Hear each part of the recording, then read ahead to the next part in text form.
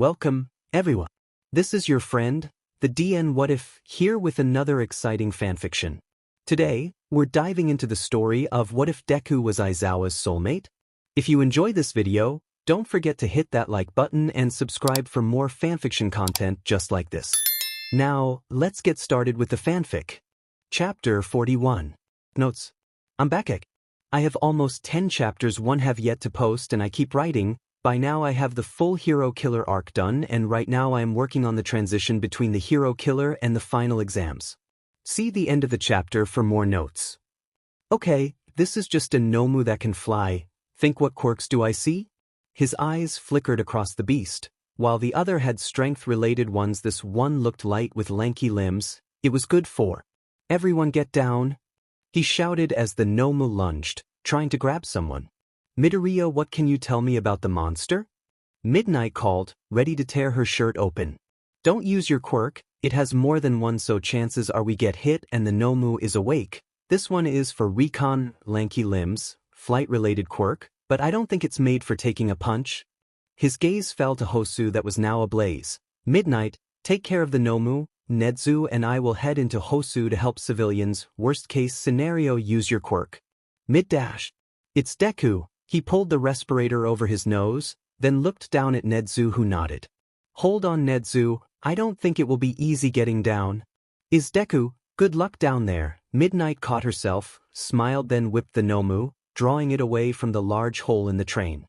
At once Deku jumped out of the train, Nedzu holding tightly to his arm as Deku had his limbs spread, falling and ready to latch onto the next building.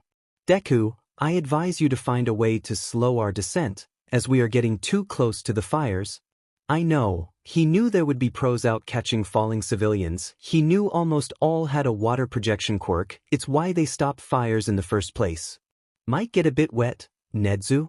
Oh, I see what you're doing, clever but a bit tedious, Nedzu called, carefully latching onto the back of his costume to shield his body. Easiest way down without having to spare any tools yet, he called. Suddenly he was hit with a water quirk. At once his descent was slowed and he was brought to the ground. Young man, are you dash? No time, what street am I on? What dash? Street, we have Nomus attack a train and there could be more through. Suddenly a black body was shoved to the ground. A Nomu screeched in response, then got back up. Is that a Nomu? The water hero asked. Deku nodded, running towards the heroes fighting. Careful, Nomus have more than one quirk. The black ones are usually built for strength, he called, as this was the second black one he encountered that had a strength-related quirk, though this one didn't have an absorption rate like the other. Do you mind taking me to the police? I won't be able to get through the ruckus and I have information about our encounter that may help, Nedzu suggested. In an instant, he found police, then turned back to the hero he helped moments prior. The pro didn't give an answer as he was thrown across the street by the Nomu. Deku sighed, then started to run into the alleyways, trying to cut through and find the next Nomu. Someone who finally understands? Stain shouted, watching as the city was burning in areas. The train stopped as Midnight was taking care of the Nomu. I feel like you're mocking me, Shigaraki responded, touching his shoulder where he was stabbed a few hours prior. The words hero is a title for those who've accomplished great deeds. He turned around madly, a smile growing on his face, and this city is full of false champions. Turning around once more, he smiled down at the system of alleys. All they want is money and fame until this world realizes its mistakes. I will continue my work. He jumped down the water tower, his blades drawn as he leaped towards the alleys, hoping to catch easy prey. I will continue my work until my final breath. Only then will my successor take light. Midoriya Izuku, the next hero killer. Villain attacks? We are on our way. Manuel turned towards Ida, his expression grim. Run, follow me. As Ida ran, his mind scattered, his soulmate and brother on his mind. Ida, work with me and my father, I want him to get to know you? Todoroki smiled widely, though his version of a wide smile was a small smirk, and Ida found it absolutely adorable. Currently, they were cuddling on Ida's bed, his family occupied with his older brother. They can't, Todoroki, my brother. He sighed for what felt like the millionth time that night, swallowing sobs as tears fell. Todoroki only curled up closer to him, his left side pressed against his body, trying to give what comfort he could in the form of warmth and affection. Ida pressed a hand on his head gently, his other arm resting on his waist, enjoying his soulmate's affection. Besides, Ida started, lifting a hand to wipe the tears, "Wouldn't it piss your dad off more if he didn't know me?" Todoroki stared at him, smiled, then pressed a chaste kiss to his lips. "You're right, not knowing you makes it even better." Todoroki didn't like to talk about his father, but he would talk about anything if it meant Ida would stop crying for a moment, to stop thinking about his brother who was in critical condition in the hospital and had asked for Ida not to come.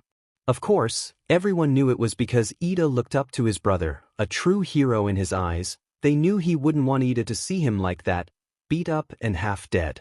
"Ida, keep up?" Manuel called. Ida smiled at the memory and kept his pace, though a sudden flash of black and red made him stop dead in his tracks. What was that? He looked to the left then right, his eyes narrowing on the side to his right until he took off. His brother made it out alive, but just barely. This hero might not live to see the sunrise. Aizawa laid across the couch in their apartment. Currently, it was Yamada's turn to get food since Midoriya was a bit late coming home. Heard something was happening in Hosu today, he mumbled, curious enough to turn the TV on, though what he saw made his heart drop. Fires blazing in the background, heroes putting out fires and Nomus running rampant. But that wasn't the scene he was paying attention to. The camera focused on a short, green hero that was Direction Heroes, pointing out the very few weak spots on the Nomu. After watching the fight, then he turned to the firefighters and pointed to the buildings that still had people inside. His soulmate was there fighting on the front lines without anyone to guide him. In fact, he was guiding others, using his quirks to help them. An unknown hero by the name of Deku has been orchestrating the attack on these new villains called Nomus. We have yet to get a statement from the pro. Stay tuned to get his input on the attack against Hosu. The broadcaster stepped out of frame as the scene was being filmed, occasionally focusing on the attack on the Nomus, but it mainly sat focused on Deku. "Shoyuta, what's wrong?" Yamada set the food down quickly onto the table, holding Aizawa as he tried to mask the shock and sorrow on his face. He pointed to the T.V, neither said anything as the headline said it all. Pro-hero Deku leads the attack against Nomus. Notes: you will notice how everyone that is in the fight is only using their hero names, because being tricky to write, I had a purpose. These names are who they want to strive to be as heroes, like Yamada is different from present Mike. One is loud and everyone loves being near him, but Yamada can be down to earth at times and serious.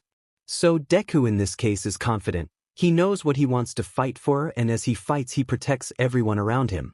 You can see these subtle changes that really make using their hero names all the better. Chapter 42. Notes: the previous chapter really set the stage for the hero-killer fight. Now the fight is broken up into 3 chapters. The 4th is the iconic standoff Stain has against the other heroes, where he just kinda almost dies fighting back after saving Midoriya. See the end of the chapter for more notes. Top left window, don't use your fire against a Nomu that can't feel fire. Deku was barking orders to the pros that had between a few years and a few decades of experience. Once he had realized he could help here, he got to work, observing, analyzing, and explaining the situation to those who just arrived and helping those who needed it. Though it came in handy when pros were against a villain with 3 to 5 quirks at a time, some with double that. I'm heading to the next part of the city. Everything is under control here, he called, darting through the alleys again. This time, he stopped and listened. I am Ingenium and I will defeat you.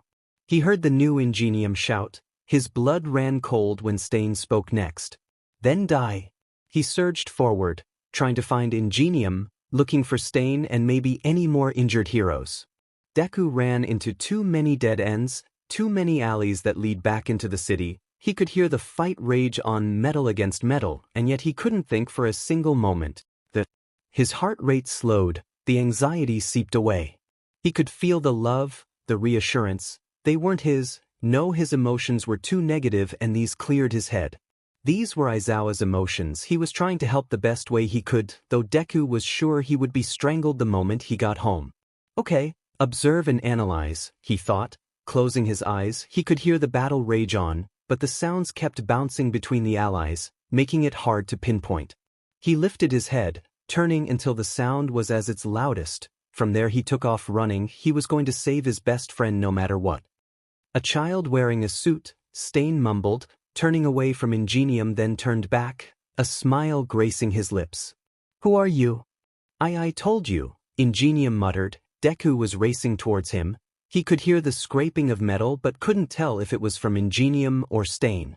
I am the brother of an incredible hero who you attacked. He is the best older brother anyone could ask for. I am here to stop you because he can't anymore.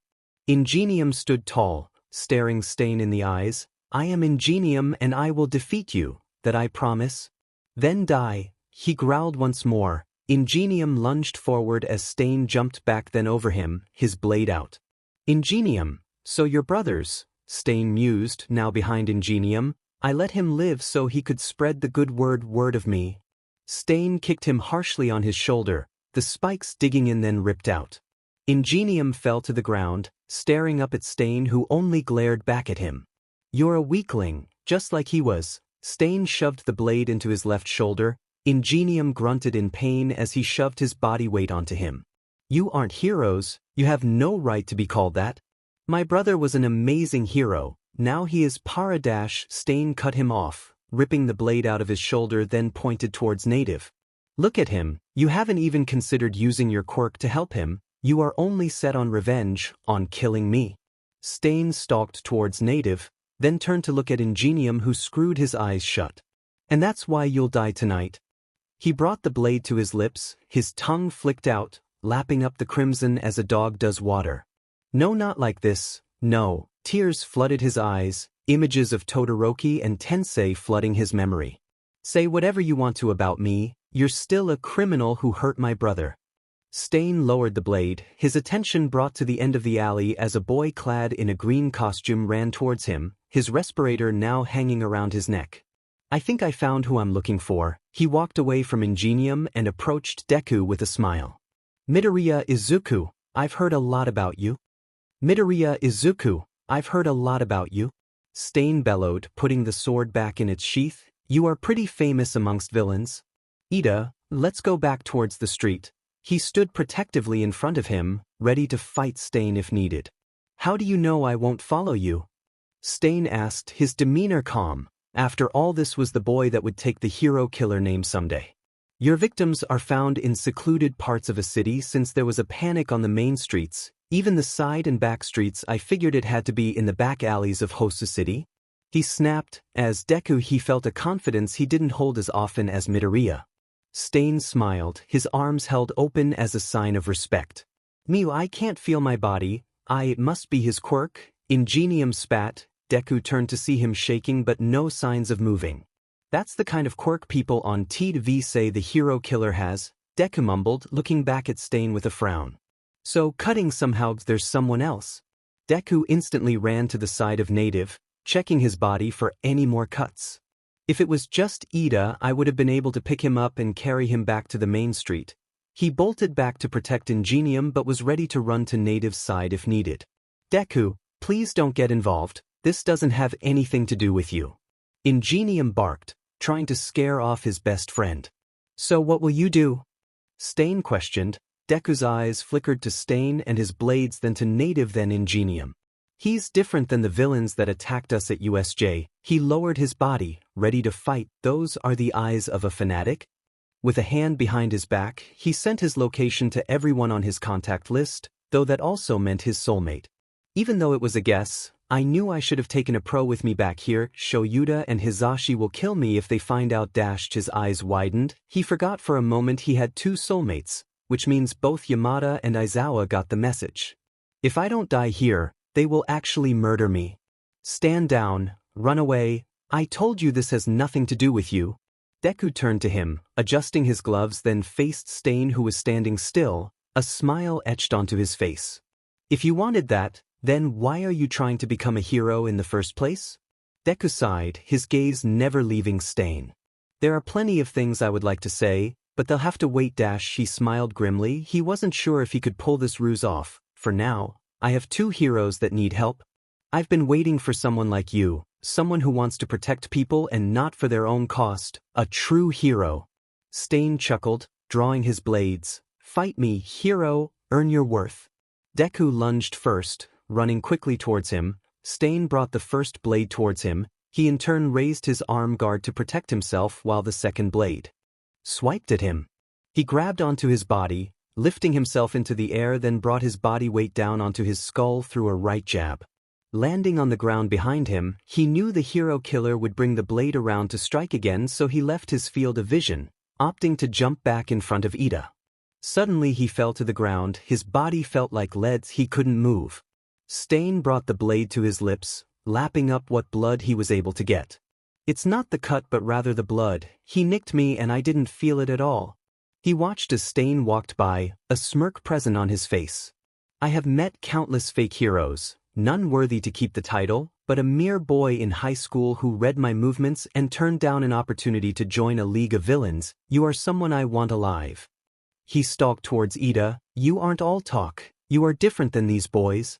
Wait, no, stop. Deku called, trying to use every bit of his willpower to move, but it was hopeless. Ida closed his eyes, not wanting to look at the blade as it swung up and down on his neck. He didn't want to watch the fatal blow happen. Deku, tell my soulmate I dash. Suddenly a flurry of fire was shot towards Stain, making him jump back. Deku, you need to give more details in times like this, Shoto started, stalking towards them. What did you want to tell me, Ida? Leave, you aren't safe here. He called. Shoto sent him a glare, walking by him. We need to talk later, was all he said, lowering his body, sending ice out to round up the people and sending them behind him. Ingenium, you have nice friends dash. Stain leaped into the air, a mad grin across his face, or you did. Notes. Stain's character, I will say, is very hard to pinpoint. I've been told to read Vigilantes as it has more to his backstory, but I keep forgetting or pushing it off. So the character you see him as is someone I wanted him to be. I wanted him to have these manic moments, then at times all you really see is a man with a vendetta, no overpowered quirk, no means to cause mass genocide. He's just a man with a vendetta against heroes, which is a theory of mine as to why, and that theory will be used in a future chapter. And as you guys may have read here in one of the comments, look out for chapters 49/50. Chapter 43. Notes. Enjoy this chapter. Like usual, my thoughts are at the end, smiley face. See the end of the chapter for more notes. Ingenium, you have nice friends dash. Stain leaped into the air, a mad grin across his face, or you did. Stain brought his sword down towards Shoto but was instantly knocked out of his hands with a large piece of ice, making the hero killer jump back in shock. He lunged again, this time quicker, and almost liked Shoto's cheek when he sent out a flurry of fire around him, keeping him away. This time Shoto attacked first, sending a large piece of ice towards him, making Stain jump back, slicing the ice, then another piece grew in its palace. Shoto was angry at the situation. Not only was his best friend, quirkless best friend, watching from behind him, but his idiotic soulmate had started this mess and he hoped he could be the one to finish it. Just stop it, what are you doing this? His fight is with me. Ingenium called, his gaze no longer on his soulmate. I inherited my brother's name. I'm the one who should stop him. The hero killer is mine. You're Ingenium now, strange, his soulmate called out, his voice colder than the ice he was sending towards Stain. The Ingenium I knew before never had a look like that on his face. You've got a dark side, he breathed, after overworking his quirk to keep the hero killer at bay for even a moment. He was still set at Ingenium. Guess my family isn't the only one.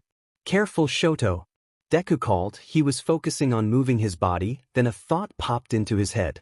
Just like the fight with Shinso, he focused on one part of his body, his hand twitched suddenly and he smiled. He was regaining mobility. Suddenly Stain broke the large iceberg that was blocking Shoto's line of sight. You blocked your own field of vision against an opponent who is faster than you, rookie mistake? Stain called. Shoto looked behind him quickly at Ingenium, then towards Stain. Come get me then. His arm ablaze once again. Suddenly the fire was put out by two knives that dug deep into his arm. You're good kid, unlike him. Stain held the blade pointed at Native. He would have pierced his head had it not been for Midoriya, who leaped up and shoved him out of the way using the iron soles of his shoes. Deku! Shoto called as they were fighting hand to sword combat. Deku was thankful he asked for so much iron and steel in his costume. I'm not sure why, but I'm able to move now, he called, having no time to think as he was essentially fighting for his life. So he has a limit? Shoto asked. Deku nodded, blocking another sword while another came swinging down, making him jump back. I think it has to do with either the type dash. He jumped back once more, parrying an attack then kicking his leg out towards his gut, landing a blow, or the amount consumed.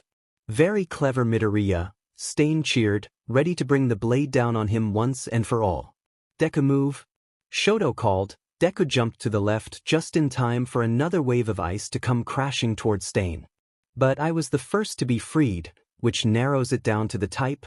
He turned towards the heroes on the ground. I'm Type B, Native called. Type A, Ingenium called. Stain chuckled, rather impressed with Deku. I must say I'm impressed you figured it out. His wish to make Deku his apprentice is becoming more and more unbearable. He needed the boy by his side. We can't leave, Deku mumbled, trying to figure out how to use this information to his advantage. What do you mean? Shoto asked, looking back at Ingenium then Stain who was watching them plan. He avoids your fire and ice. We would be carrying dead weight if we tried to run. I'm quirkless but I can carry someone, he replied, his eyes darting around. We have to wait for pros to show up, we have to fight our way out.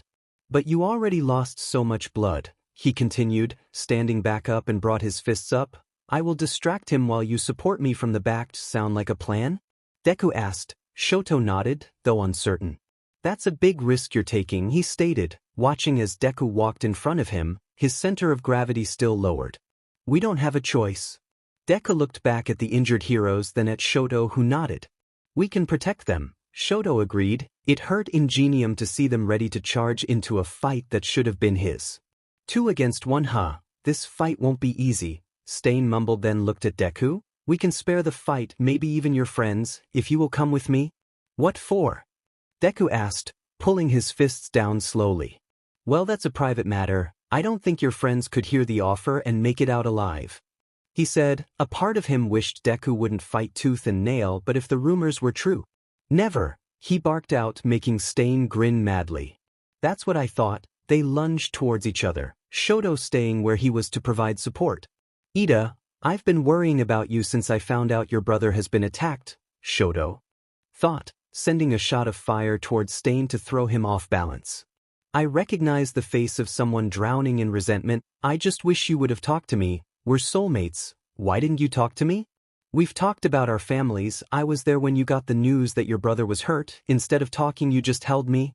Shoto only watched as Deku fought the hero killer, unable to provide an opening right now. I talked to my mother about you, about how you helped me when she couldn't. She cried and apologized. She wants to meet you now.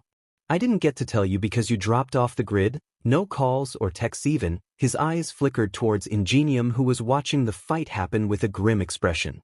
There are things I want to tell you, things you want to tell me only if you open up and talk. My old man is a scumbag, but a scumbag with the judgment and instincts of a number 2 hero. And I can acknowledge that because of you, you pushed me to work and talk to my mom, and because of you and Midoriya, I don't fear my fire anymore. He threw a flurry of fire at Stain, the hero killer being burned slightly in the process, giving both him and Deku a chance to breathe. Midoriya may have forced me to use my quirk, but it was you who sat with me in the night to train and use it more to not fear what belongs to me. Ingenium watched in fear as Stain swiped Deku's leg with the blade, making him fall to the ground. The hero killer leaped into the air, about to pounce on his new victim when Shoto sent a blast of fire at him, shoving him to the side. It's so simple. I just needed someone to tell me something so simple, and you need that too, Tenya. Notes. This chapter exists for 2 reasons besides pushing the story plot. 1. We see how Todoroki really feels about everything including his soulmate. 2. We really see Stain's intentions and how conflicted he is with Midoriya becoming a hero, like the path that he is on, or if he really wants to take him off said path and turn him into the next hero killer.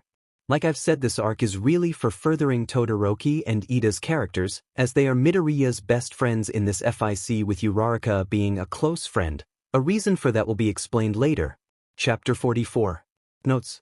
So this is one of my favorite chapters for this arc, and you will see why. See the end of the chapter for more notes. Please, Ingenium begged. He couldn't watch his best friend and soulmate fight like this anymore. Please, I'm begging you, leave while you still can. I can't watch this. Shoto turned around to see the look of horror drawn across his face, tears stinging his eyes and falling free. He turned around as he couldn't watch his defenseless soulmate cry and beg him to leave him there to die. You want to make your brother proud? Shoto called. He heard Ingenium flinch, trying to bite back the sob and plead to stop fighting. Then stand up and be Ingenium. The hero laid there, stiff. It was such a simple concept, and yet it hadn't dawned on him to be the hero, to live the name his brother had built instead of laying here and crying. Stain had once again lapped up Deku's blood, though this time they had an idea of when he could be up again. Shoto sent another large iceberg towards Stain, who cut it easily, now driven mad with the excitement of a proper fight. Be the hero he wanted you to be. Shoto called. His arm burst into flames, fighting back the pain as the wounds cauterized shut. I am Ingenium and I will defeat you, that I promise. The memory bubbled to the surface as he watched his soulmate now fighting tooth and nail to keep everyone safe. Gritting his teeth, he tried to move once again, but it failed once again.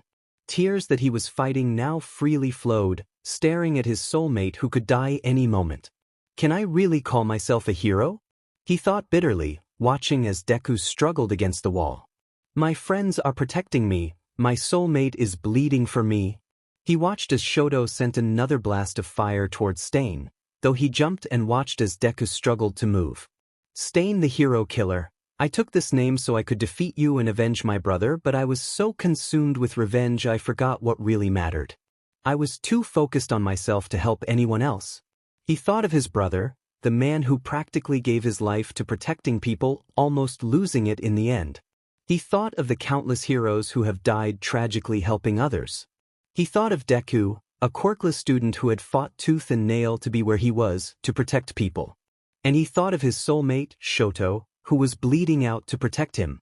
These people, these heroes, are fighting to not only protect me and native but other heroes and civilians who would get hurt by the hero killer. They have stopped fighting for themselves but for us. Ingenium thought bitterly, but he couldn't help but cry and curl his hand into a fist, slowly regaining mobility. You spoke the truth, Stain dash. Watch your right. These two are different from me. I'm immature. I don't hold a candle to them, but still. Stain charged Shoto, dodging the ice and fire attacks with ease now. As Shoto sent a billow of fire, he had blocked his line of sight. Ice and fire, he mused, jumping over the billow of fire and towards Shoto with his blades out. Just try and dodge the Stain. He slammed his foot down to release more ice. Hasn't anyone ever told you, you rely on your quirk too much? Stain dodged it with ease, making Ingenium worry as his soulmate was getting charged once again. It makes you a careless fighter. No. Deku called, as Stain brought the blade towards the underside of Shoto's arm, ready to slice his arm clean off. Ingenium slowly rose, blood dripping from his wound. Stand and fight. His body ached all over and yet there was a rush. Be the hero your brother would want you to be. His engines revved to life, following the pacing of his staggered breathing. Become the name dash. He rocketed towards Stain, ready to protect his soulmate with his dying breath. Ingenium. Recipo burst. He bellowed, kicking his leg upward to block the sword and ultimately breaking it. The moment his foot hit the ground, he swerved towards Stain and shoved him back, pushing the hero killer back farther and farther, then jumped away, effectively protecting Shoto. Ida. Deku called, forgetting about hero names and just focusing on his best friend. You're free too? Shoto asked, relieved his soulmate was up for the fight. I guess his quirk isn't that special. Shoto, Deku, this has nothing to do with you, I apologize, he started, picking himself up again. I'm okay, and I won't let either of you shed blood for me anymore. It's no use trying to pretend you're a hero now, a person's true nature doesn't change after a few moments. Stain called, holding out his bloody hand, still clutching the broken blade. You'll never be anything but a fraud who prioritizes his selfish desires over protecting others. You're a fundamentalist lunatic, Shoto shot back, making Stain growl like the animal he is. Ingenium, don't listen to him. No, he's completely correct. Ingenium mumbled, unable to turn and face his soulmate. I don't have the right to call myself a hero. Even so, he clenched his fist. The blood seeping down his arm. I won't back down. If I give up now, then the name Ingenium will die. He finished, declaring a true battle against the hero killer. Stain chuckled, looking towards Deku with a small smile. Listen to him, he wants to redeem himself. You have nothing to redeem. Stain walked over to Deku, who was still paralyzed. You are a true hero. Now watch as I kill those who can't live up to the name. In time you will see what I do is an act of justice to this sick society. Then it all clicked for Deku, the reason why he knew his name and why he was calling Deku a true hero. You want me to follow in your footsteps? Deku called. The hero killer stopped in his tracks. Even the other heroes stopped to look at him, all in a state of shock. About time you figured it out. Thought your friends will have to die now that they know who you are. Stain responded, leaping towards them. Give me your answer when they all die. No. Shoto moved his arm out, sending billows of fire towards the hero killer, who ended up perching on the broken piece of sword that had lodged into the building. Just leave, he only wants me and the kid in the white armor now. Native called pathetically. Shoto scoffed, a smirk dancing across his face. You heard him. He wants Deku, who doesn't want a quirkless kid with the mind faster than most pros out there. He mused, focusing on Stain, who leaped off the building. Shoto stopped the fire to watch for his next attack. Besides, I don't think we could leave even if we wanted to. He sent iceberg after iceberg to keep Stain busy, trying to give Ingenium a chance to catch his breath and get ready to fight again. His quirk alone isn't that powerful. The only issue is the unpredictability of the quirk, Deku thought, trying to get his body to move. Plus he has to get in close if he wants to use it. Todoroki is doing a good job keeping him away for now, but soon he will get too exhausted to move. He's desperately trying to kill Ida and the other hero before the pros show up. He wants to take Midoriya, but he can't leave us alone and alive, Shoto thought, sending more fire towards Stain than an iceberg under it to throw him off balance. Hey Todoroki, I need you to freeze my engines. I know you can regulate your ice better than fire and my radiator is broken. He called. Shoto looked at him in horror, then Stain got angry. The attention should be on him, the hero killer, not a wannabe hero. Get out of my way. He threw a knife towards Shoto, but at the last minute, Ingenium stood in the way and took the knife to the shoulder. Why won't you stay down? He threw another blade that sent Ingenium to the ground, effectively pinning him once again. Just do it, Ingenium growled, well aware of how sensitive his engines were and how much this was going to hurt. Meanwhile, Deku stood up once again, using the wall as support now. I can move, my leg is no good, but if I keep my energy up long enough I should be able to dull the pain and finish this. He thought bitterly, knowing how painful this was going to be. Deku stood up and started to run. He stumbled a bit in pain but fought the screams and continued to pound harder and harder on that leg. They were going to finish this. Shoto finished icing his engines. He tested them carefully, as the ice did feel nice at first, but it slowly became more and more painful. It's done, Shoto stated, moving back to inspect it, failing to notice as his soulmate bit the blade then pulled it out of his arm. Thank you Todoroki, he mumbled, slowly pulling himself up from the ground, revving his engines up as much as he could, ignoring the blinding pain that came from this. I will fight with or without my arms, Ingenium thought, revving his engines once again, this time letting the pressure build and increase painfully. Recipro extend. Once again his engines blazed, though this time he thought his legs were on fire. Lowering his lower body, he rocketed himself upward, meeting Stain on the building gradually. I will prove to everyone you don't need a quirk to be a hero. He reached into the pouches he had on his waist, grabbing a grappling hook and shot it above Stain, the villain not noticing as he was preparing to fight Ingenium once again, then dragged himself into the air. He ran across the building, his legs screaming in pain, but he only gritted his teeth and bared the pain. If I just dash. Shoto smiled, the flames still liking and dancing across his body. Go guys. Use my leg dash. Use my brain dash. That's all I need to beat this guy. Ingenium brought his leg down to Stain's ribs while Deku swung and punched his face with a steel-plated glove. It was over. The ragtag team from Class 1A defeated the hero killer, Stain. Notes. I loved writing the simplicity of the chapter because you know what happens in this arc, as if you haven't watched the anime, which is why I was able to get away with said simplicity. Not only that, but I didn't want to overwrite. You can tell sometimes an author will overwrite the scenes, making them too detailed and there isn't a ton of dialogue, just scenes. Well, I couldn't have that. This was about Ida joining the fight, and it's written for him too because unlike Todoroki or even Midoriya who have these fantastic monologues, he is stuck in his pit, and when he watches his soulmate almost get killed, that's when he truly fights. It's so simple. He's fighting for the love of his soulmate, of his brother, and of his best friend, which is why the scene is also very simple. Hope you guys enjoyed the chapter and this little breakdown too. Smiley face. Chapter 45. Notes. So this is the outcome of the battle, and yes, this is when Stain's famous video is recorded. See the end of the chapter for more notes. The students had patted the villain down, removing any and all blades from his unconscious body. Can you move, native? Deku asked, leaning against the wall, obviously favoring his right leg that had a deep gash on it.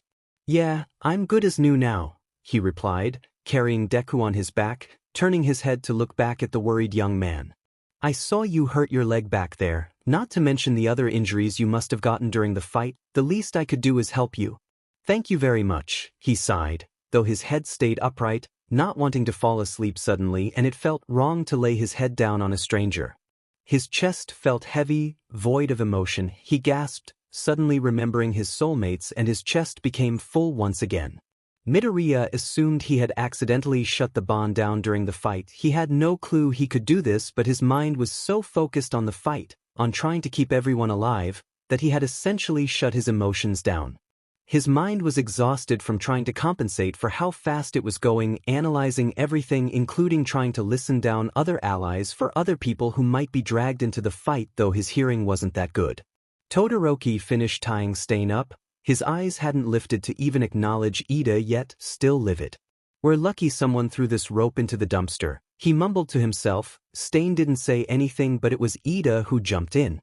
Todoroki, let me drag him back to the dash. Are you forgetting your arms are messed up, not to mention your engines are broken? Responded coolly, his icy gaze finally meeting Ida's. Though Todoroki wasn't a very expressive person in public, Ida knew what stories his eyes held. And he knew now they were conveying every bit of resentment towards his soulmate. Ida didn't say anything. It was true though, the nerves were damaged, pinched in the very least, so he didn't have the proper feeling to a majority of his arms. It doesn't mean he can't use them, rather he can no longer feel the pain, so any breaks or tears could get much worse. With a heavy sigh, Todoroki dragged Stains, who sat limply, while Ida gingerly held the blades wrapped in semi-clean plastic from the dumpsters. I have to apologize, Native said suddenly, making Midoriya lift his head slightly. As tired as he wasn't going to fall asleep here. I'm supposed to be the pro here, I was useless back there. No, he sighed, his eyelids drooping slightly, I don't think any one person could take on the hero killer. Not with that weird quirk of his, he's too strong. Agreed, Todoroki chimed in, his gaze landing on Ida, who was keeping his gaze to the ground or the blades in his arms. The three of us barely won against him. It was his own mistakes that lead to his downfall. He was getting riled up and desperate. He forgot about Midoriya's recovery time, which is confusing seeing how he was his target. His gaze shot back to the man he was dragging. Midoriya, if I may be so bold, why was he after you? Ida asked, said Teen sighed heavily, having a basic understanding. Like you said, he's desperate, but this starts during the attack at USJ with the League of Villains. He started, trying to get his already exhausted brain to work. I used what ability I had to keep the villains occupied, taunting them with the idea that a kid who could read quirks as easy as he could breathe was an outcast everywhere. They wanted me to join, but I said no and fought the leader as much as I could before we were rescued by the pros. Since Stain and Shigaraki have been seen together, it's safe to assume they have been working, or I guess no longer working together. Midoriya turned his head to see Stain smirking. I guess my name has been thrown around the villains because he viewed me as a dash.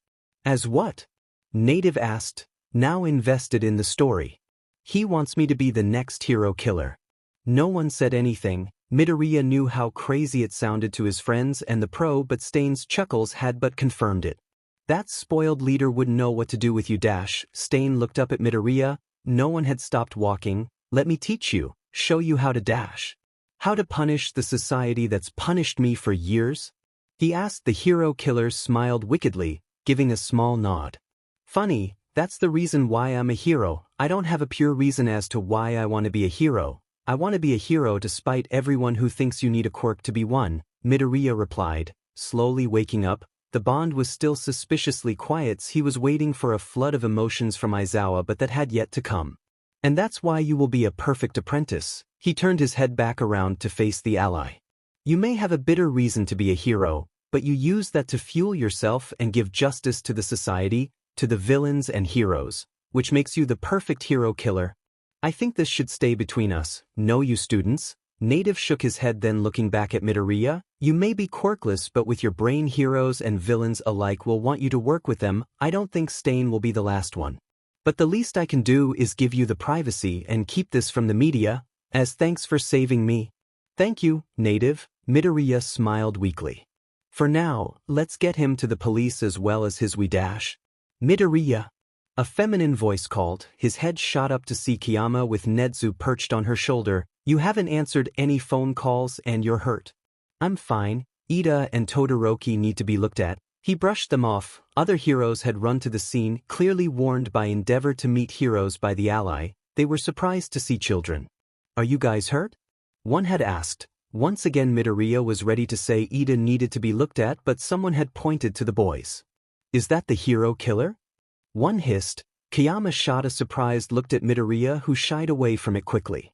I'll call the police and explain the situation. Instantly the pros had started to talk to the boys, some questioning Native while others talked to Midoriya, Todoroki, and Ida. I can take dash. It's fine, Todoroki hissed. He knew his father was behind the brigade of pros who met them by the ally. He wouldn't let them take the glory for the defeat of the hero killer. Ida had given the bundle of blades to Nezu. He had insisted to look at them up close, and no one was going to stop the principal of Yue. He shakily walked up to Todoroki and Midoriya, then bowed deeper than usual. You guys, he started, trying to find the words. You were both hurt because of me. I'm truly sorry. Lifting his head, he moved closer to Todoroki, holding his hand gently. I understand if the bond is broken. I was just so angry, I couldn't see anything else. I didn't see you Suf dash. Tenya, Todoroki whispered, his first name foreign on his tongue. I wasn't there in your time of need, and I'm sorry for that. As your soulmate, I failed to be there for you. To dash. Listen, he hushed. The other heroes were bustling about. He had finally let go of the rope and passed it on to another villain so he could steady Ida without hurting him further. A soulmate supports the other, loves the other. You taught me this, your family taught me this. And when you needed my support I wasn't there. We are both at fault for what happened tonight. I just hope you won't break the bond because of my error. Midoriya stood there awkwardly, his mind weak, but the emotions raged on. He knew for a fact there will be a long apology to his soulmates. The apology would serve for both tonight, most likely scaring the wits out of them, and for shutting the bond down on accident, which wouldn't help the anxiety. Ida dash. Get down. Kiyama called, grabbing Nezu harshly and tucking him in her arms like a child would hold a bear. With Midoriya's sluggish mind, he couldn't process the order. He turned to face her when suddenly he was snatched up by a Nomu. Let me go, he called. Though his brain was tired, he had already identified it as a primarily flying Nomu, one that wasn't built for strength but rather for speed and taking things almost like a scavenging bird. In a flash, Stain had slipped a blade out of the sleeve on his wrist. It was curved to fit his hand, which is why it wasn't found during the initial pat-down. Suddenly grabbing two other blades from the pile Nezu had left in the open, his tongue lapped up the blood of the Nomu off a pro, causing it to stop flying and start to fall. His battered body was in no state to fight, but the kid, his successor, was going to die if he didn't do something. This society is overrun by fakes and criminals, the word hero losing its meaning. He hissed, launching himself into the air one final time. His hand reached out and grabbed Midoriya by his costume, then plunged the blade into the exposed brain of the Nomu. You must all be purged in an instant. They were on the ground, Midoriya still tucked under his arm and the blade still in the brain of the Nomu. Stain? Midoriya mumbled, the shock wearing his brain and now body down. He was running on nothing, not even fumes. But you. His head was still pointed towards the Nomu, but his eyes, his chaotic gaze, fell on Midoriya. You aren't like the others, you have something to fight for, and it's not for the glory or the money. Stain presented the two blades he had snatched, simple knives that were sharpened and kept in black holsters, his signature white tape on the handle. Even if you don't take my name, fight, and change this rotten society.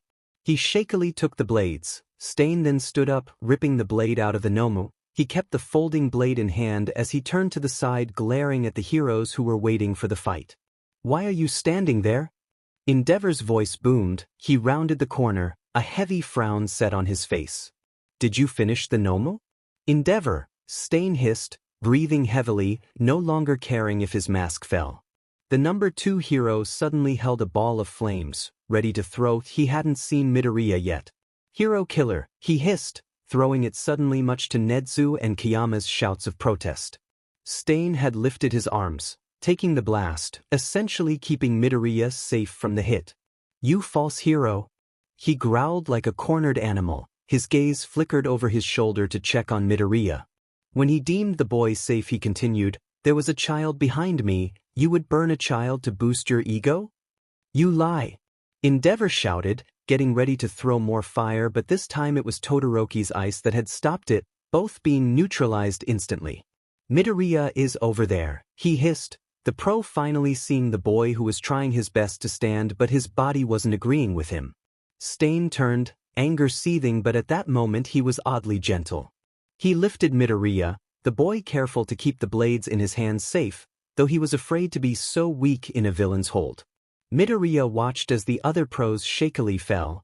The blood-lust Stain radiated was making them weak, afraid. I'll make this right, he called, the blade still open in one hand under Midoriya's knees, the other was supporting his back. These streets must run with the blood of hypocrites. Midoriya noticed how his steps grew uneven, his chest heaving heavily. More heroes fell to one knee, some even falling back on their rears. They were too afraid to even help Midoriya. Hero. I will reclaim the name. He howled, his resolve growing more. There are only 2 people I would let kill me.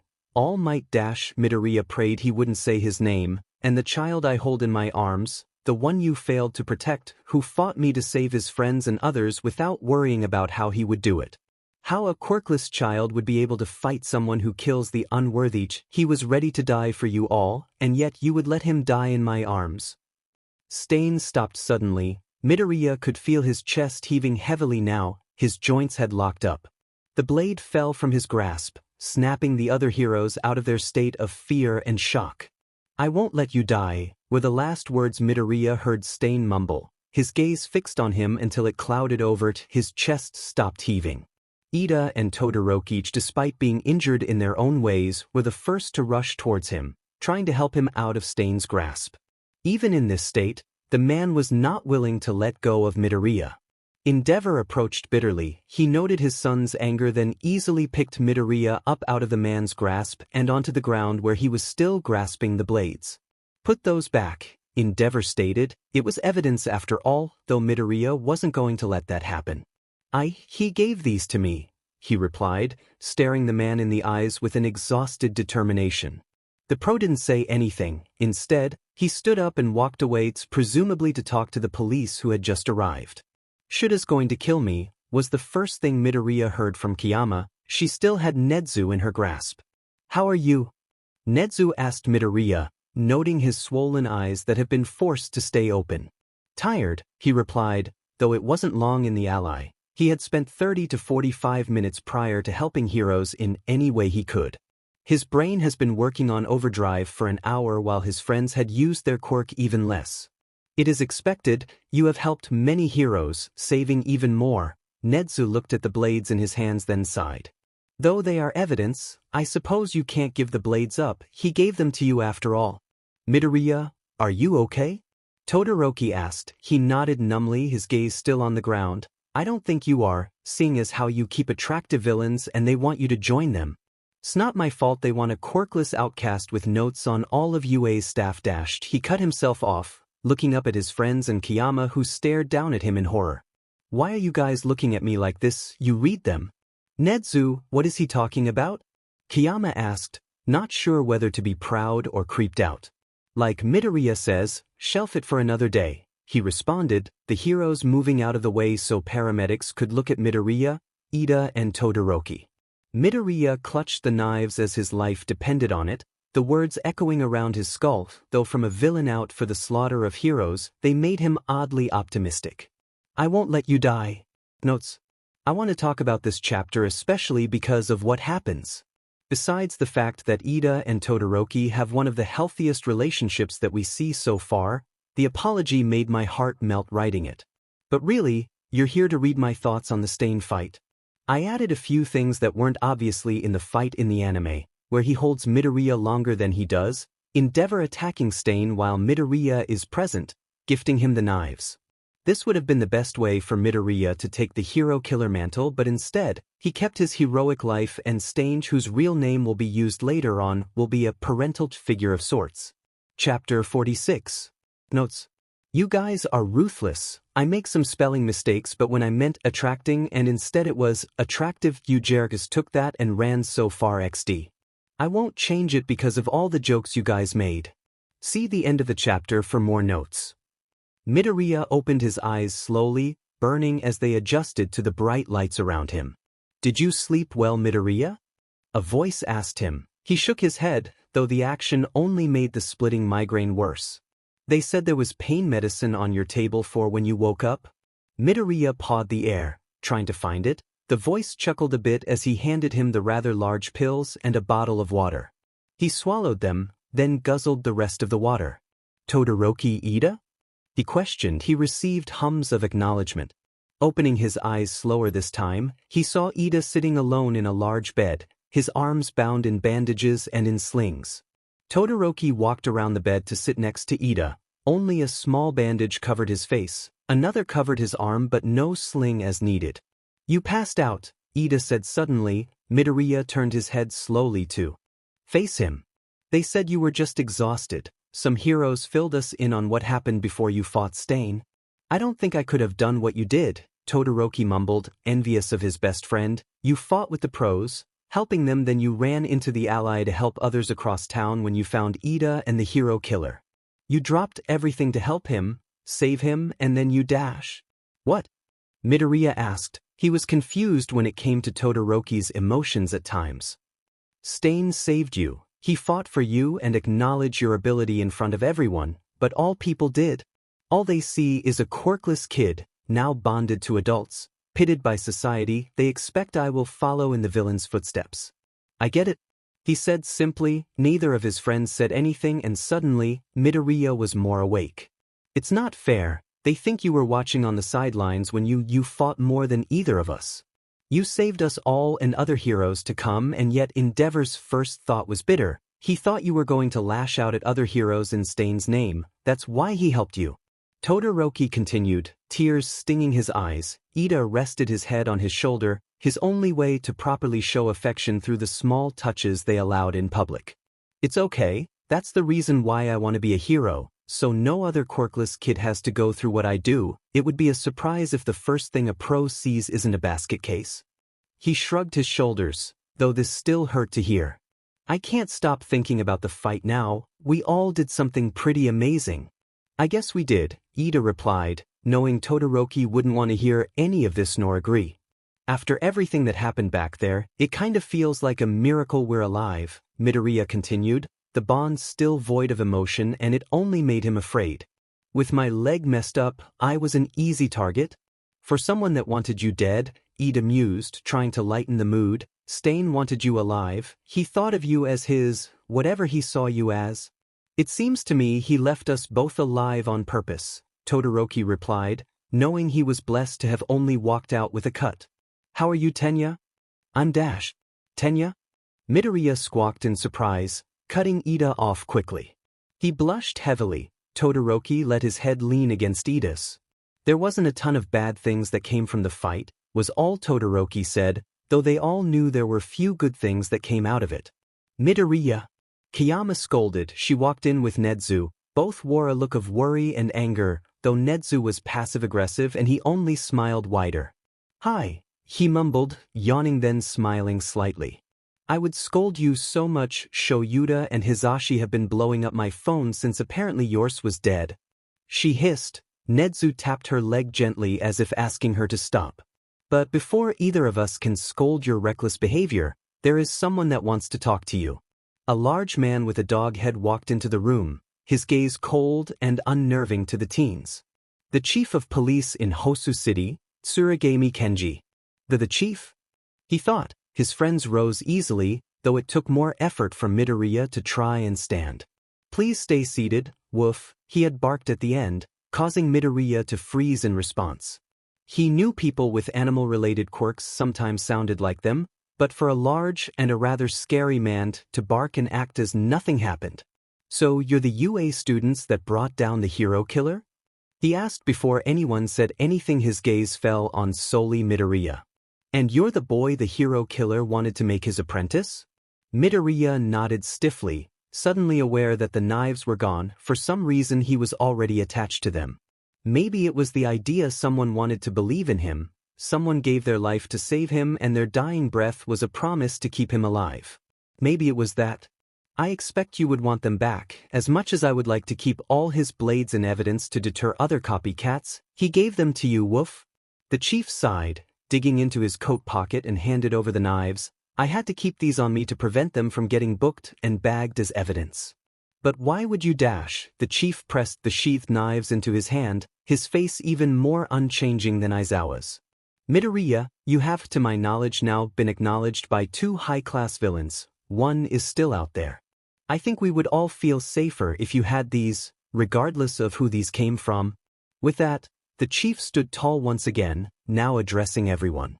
"Stain has several injuries, severe burns and broken bones. Right now he is in the hospital under strict watch, woof," he explained. The boys tensed up, sharing a look with each other. Then they looked at the chief once more. "You do not have your licenses yet. What you did was very illegal and it can prevent you from getting them as pros later on." Endeavor was called to the scene. Reports show he was there, burning Stain himself after he defended Midoriya. The chief's gaze flickered towards the boy, then addressing the rest of them. "Keep what happened in the Ally a secret. Let Endeavor take the credit dash. Let him take the credit for bringing the hero killer down? We fought for our lives in the Ally, and you're asking for us dash." The chief cut Todoroki off, putting his hand up. "I know how this sounds. You brought down a murderer who has been attacking countless heroes and villains alike, and now I ask you to keep it quiet. I can keep this quiet, but if the media finds out, the pros who are in charge of the tests won't be able to give you your license. So this would be our first and last time acting as professional heroes?" Midoriya asked. The chief nodded, his attention once again directed at him. "I know these laws do not account for a quirkless hero, but I have no doubt you can change those laws. I saw you on the news last night and on scene. You held their attention and gave no room to ask questions. Heroes and civilians alike need someone like that. You would have no issue getting your hero license, but if you take credit, your friends might have a harder time dash." "Take credit for what?" Midoriya asked blankly, not looking back at his friends. "Endeavor was the one who took down the hero killer. I arrived on the scene later and got picked up by a flying-type Nomu. Stain took him down and it was Endeavor who gave the final blow." The chief nodded, accepting his story. Then he looked towards Todoroki and Ida, who avoided his gaze, no longer fighting. "Midoriya, I advise you to be careful in the future. Stain has been asking to see you and I don't think he won't stop asking until you agree." Todoroki looked at Midoriya in both fear and awe. How does someone attract villains like this? "I don't mind seeing him. I believe I owe him a few thank yous." His eyes fell to the blades in his hands. "The officer outside will take you to his room when you're ready." The chief bowed. "Thank you for your cooperation." He left. Then chaos broke out in the room, the teens seemingly forgetting about the pros that still lingered. "How could you take that deal? Why will you visit a murder? You saw what he did to Tenya and his brother. Why would you see them? You know how Shoto feels about his father, and yet you agreed to give him the credit?" "Stop, both of you," Midoriya barked. His head was still throbbing in pain. Massaging his temples, he spoke again. "These laws don't affect me. I want you to be heroes that can outlive the names you have been given." Todoroki, your father is a piece of shit. You will be a better hero than he could ever try to be. Ida, you want to take your brother's name, you want to make him proud. Both of you can't fulfill your dreams if you don't have a license to do it. I did this for your sake. They didn't argue again, though it didn't stop the few heated glares towards him. As touching as this is, and how funny it is that you both listen to him regardless of the situation, you have some pretty set-off soulmates who want to talk to you, Midoriya. The boy froze, forgetting about them in the heat of the moment, but he knew how offended he was. Where are they?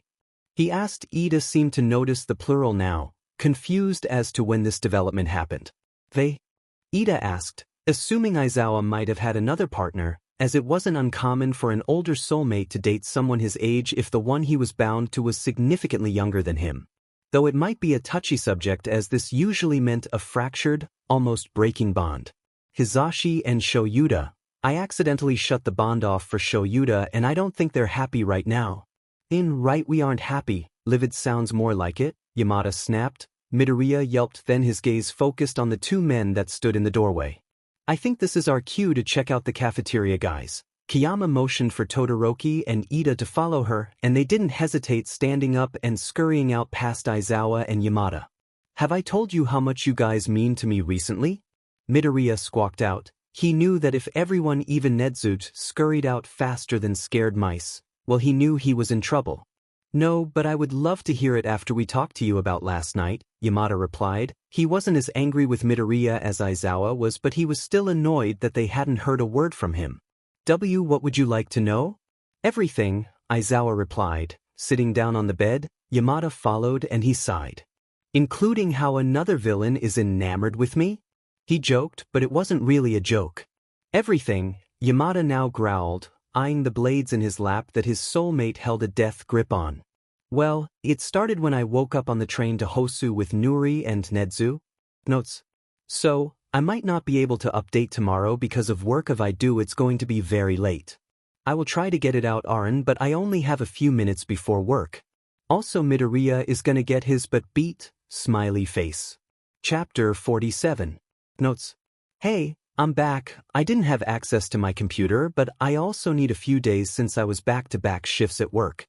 I love you all so much, but holy effing God, you could not let me live down one single grammatical mistake. To the people who have no clue what I'm talking about, and neither did I until I got like 20 comments making Vine jokes or a joke about this. Midoriya, are you okay? Todoroki asked. He nodded numbly, his gaze still on the ground. I don't think you are, seeing as how you keep attractive villains and they want you to join them. You see that, I didn't use the word attracting, instead I used attractive, and that was my downfall. I don't think I addressed this in my previous chapter before I took a minor break, but I will say this here.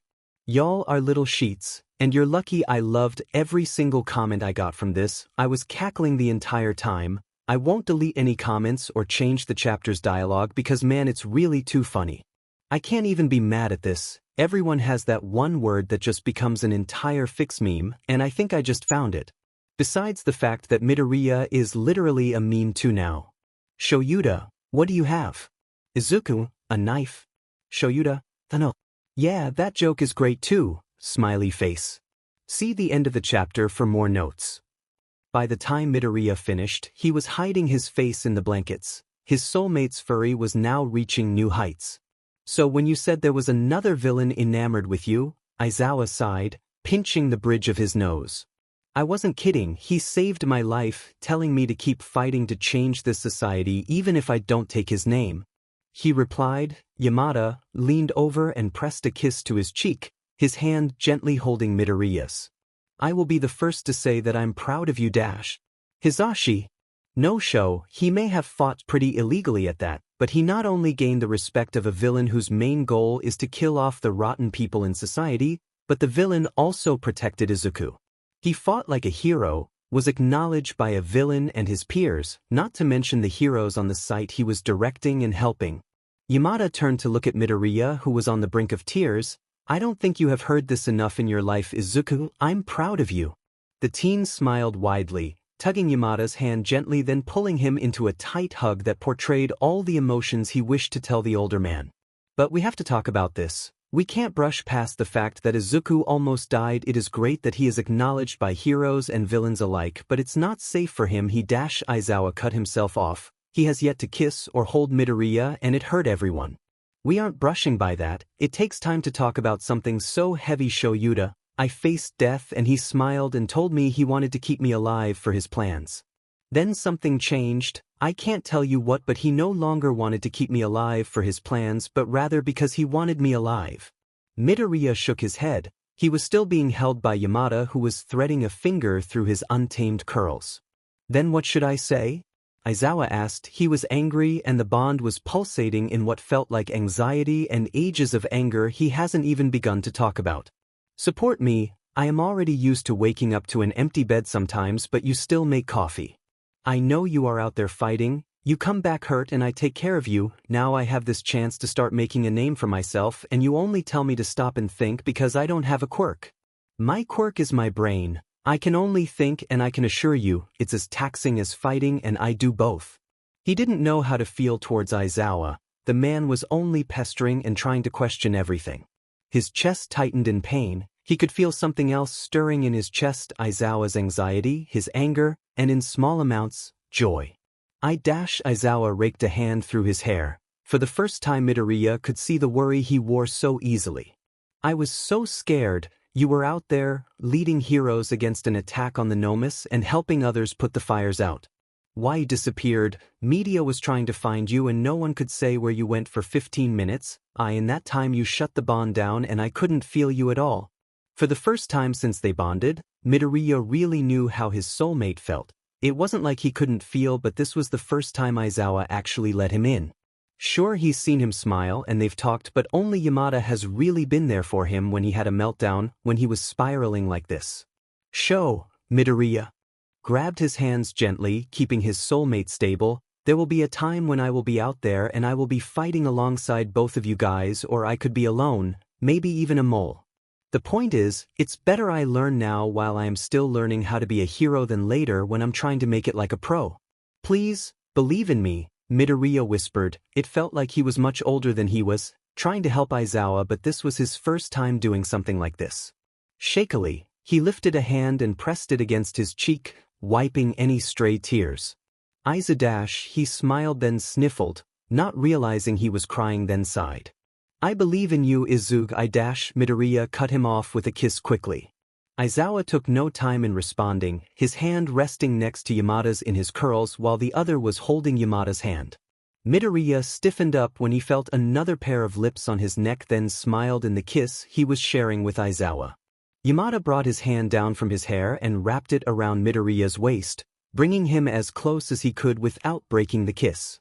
I'm so proud of you, Izuku. Yamada pressed a kiss to his neck. Midoriya hummed in response. You fought so well. He pressed another kiss to his neck, and once again Midoriya hummed, though he turned his head slightly to give Yamada more room. Midoriya broke the kiss with Aizawa. He turned his head and felt Yamada hold his head gently when he pressed a kiss of his own to his lips. Aizawa was content letting them kiss. He was sated from his own affection, after all, so he decided to lay down in the bed next to them, enjoying their little show. Hisashi, Aizawa finally warned after a while. He noticed the older man wanted to hold and keep Midoriya close, but he was still injured. I just want cuddles, he grumbled, breaking the kiss. Midoriya giggled, laying down carefully, then pulling the blanket up from under Aizawa.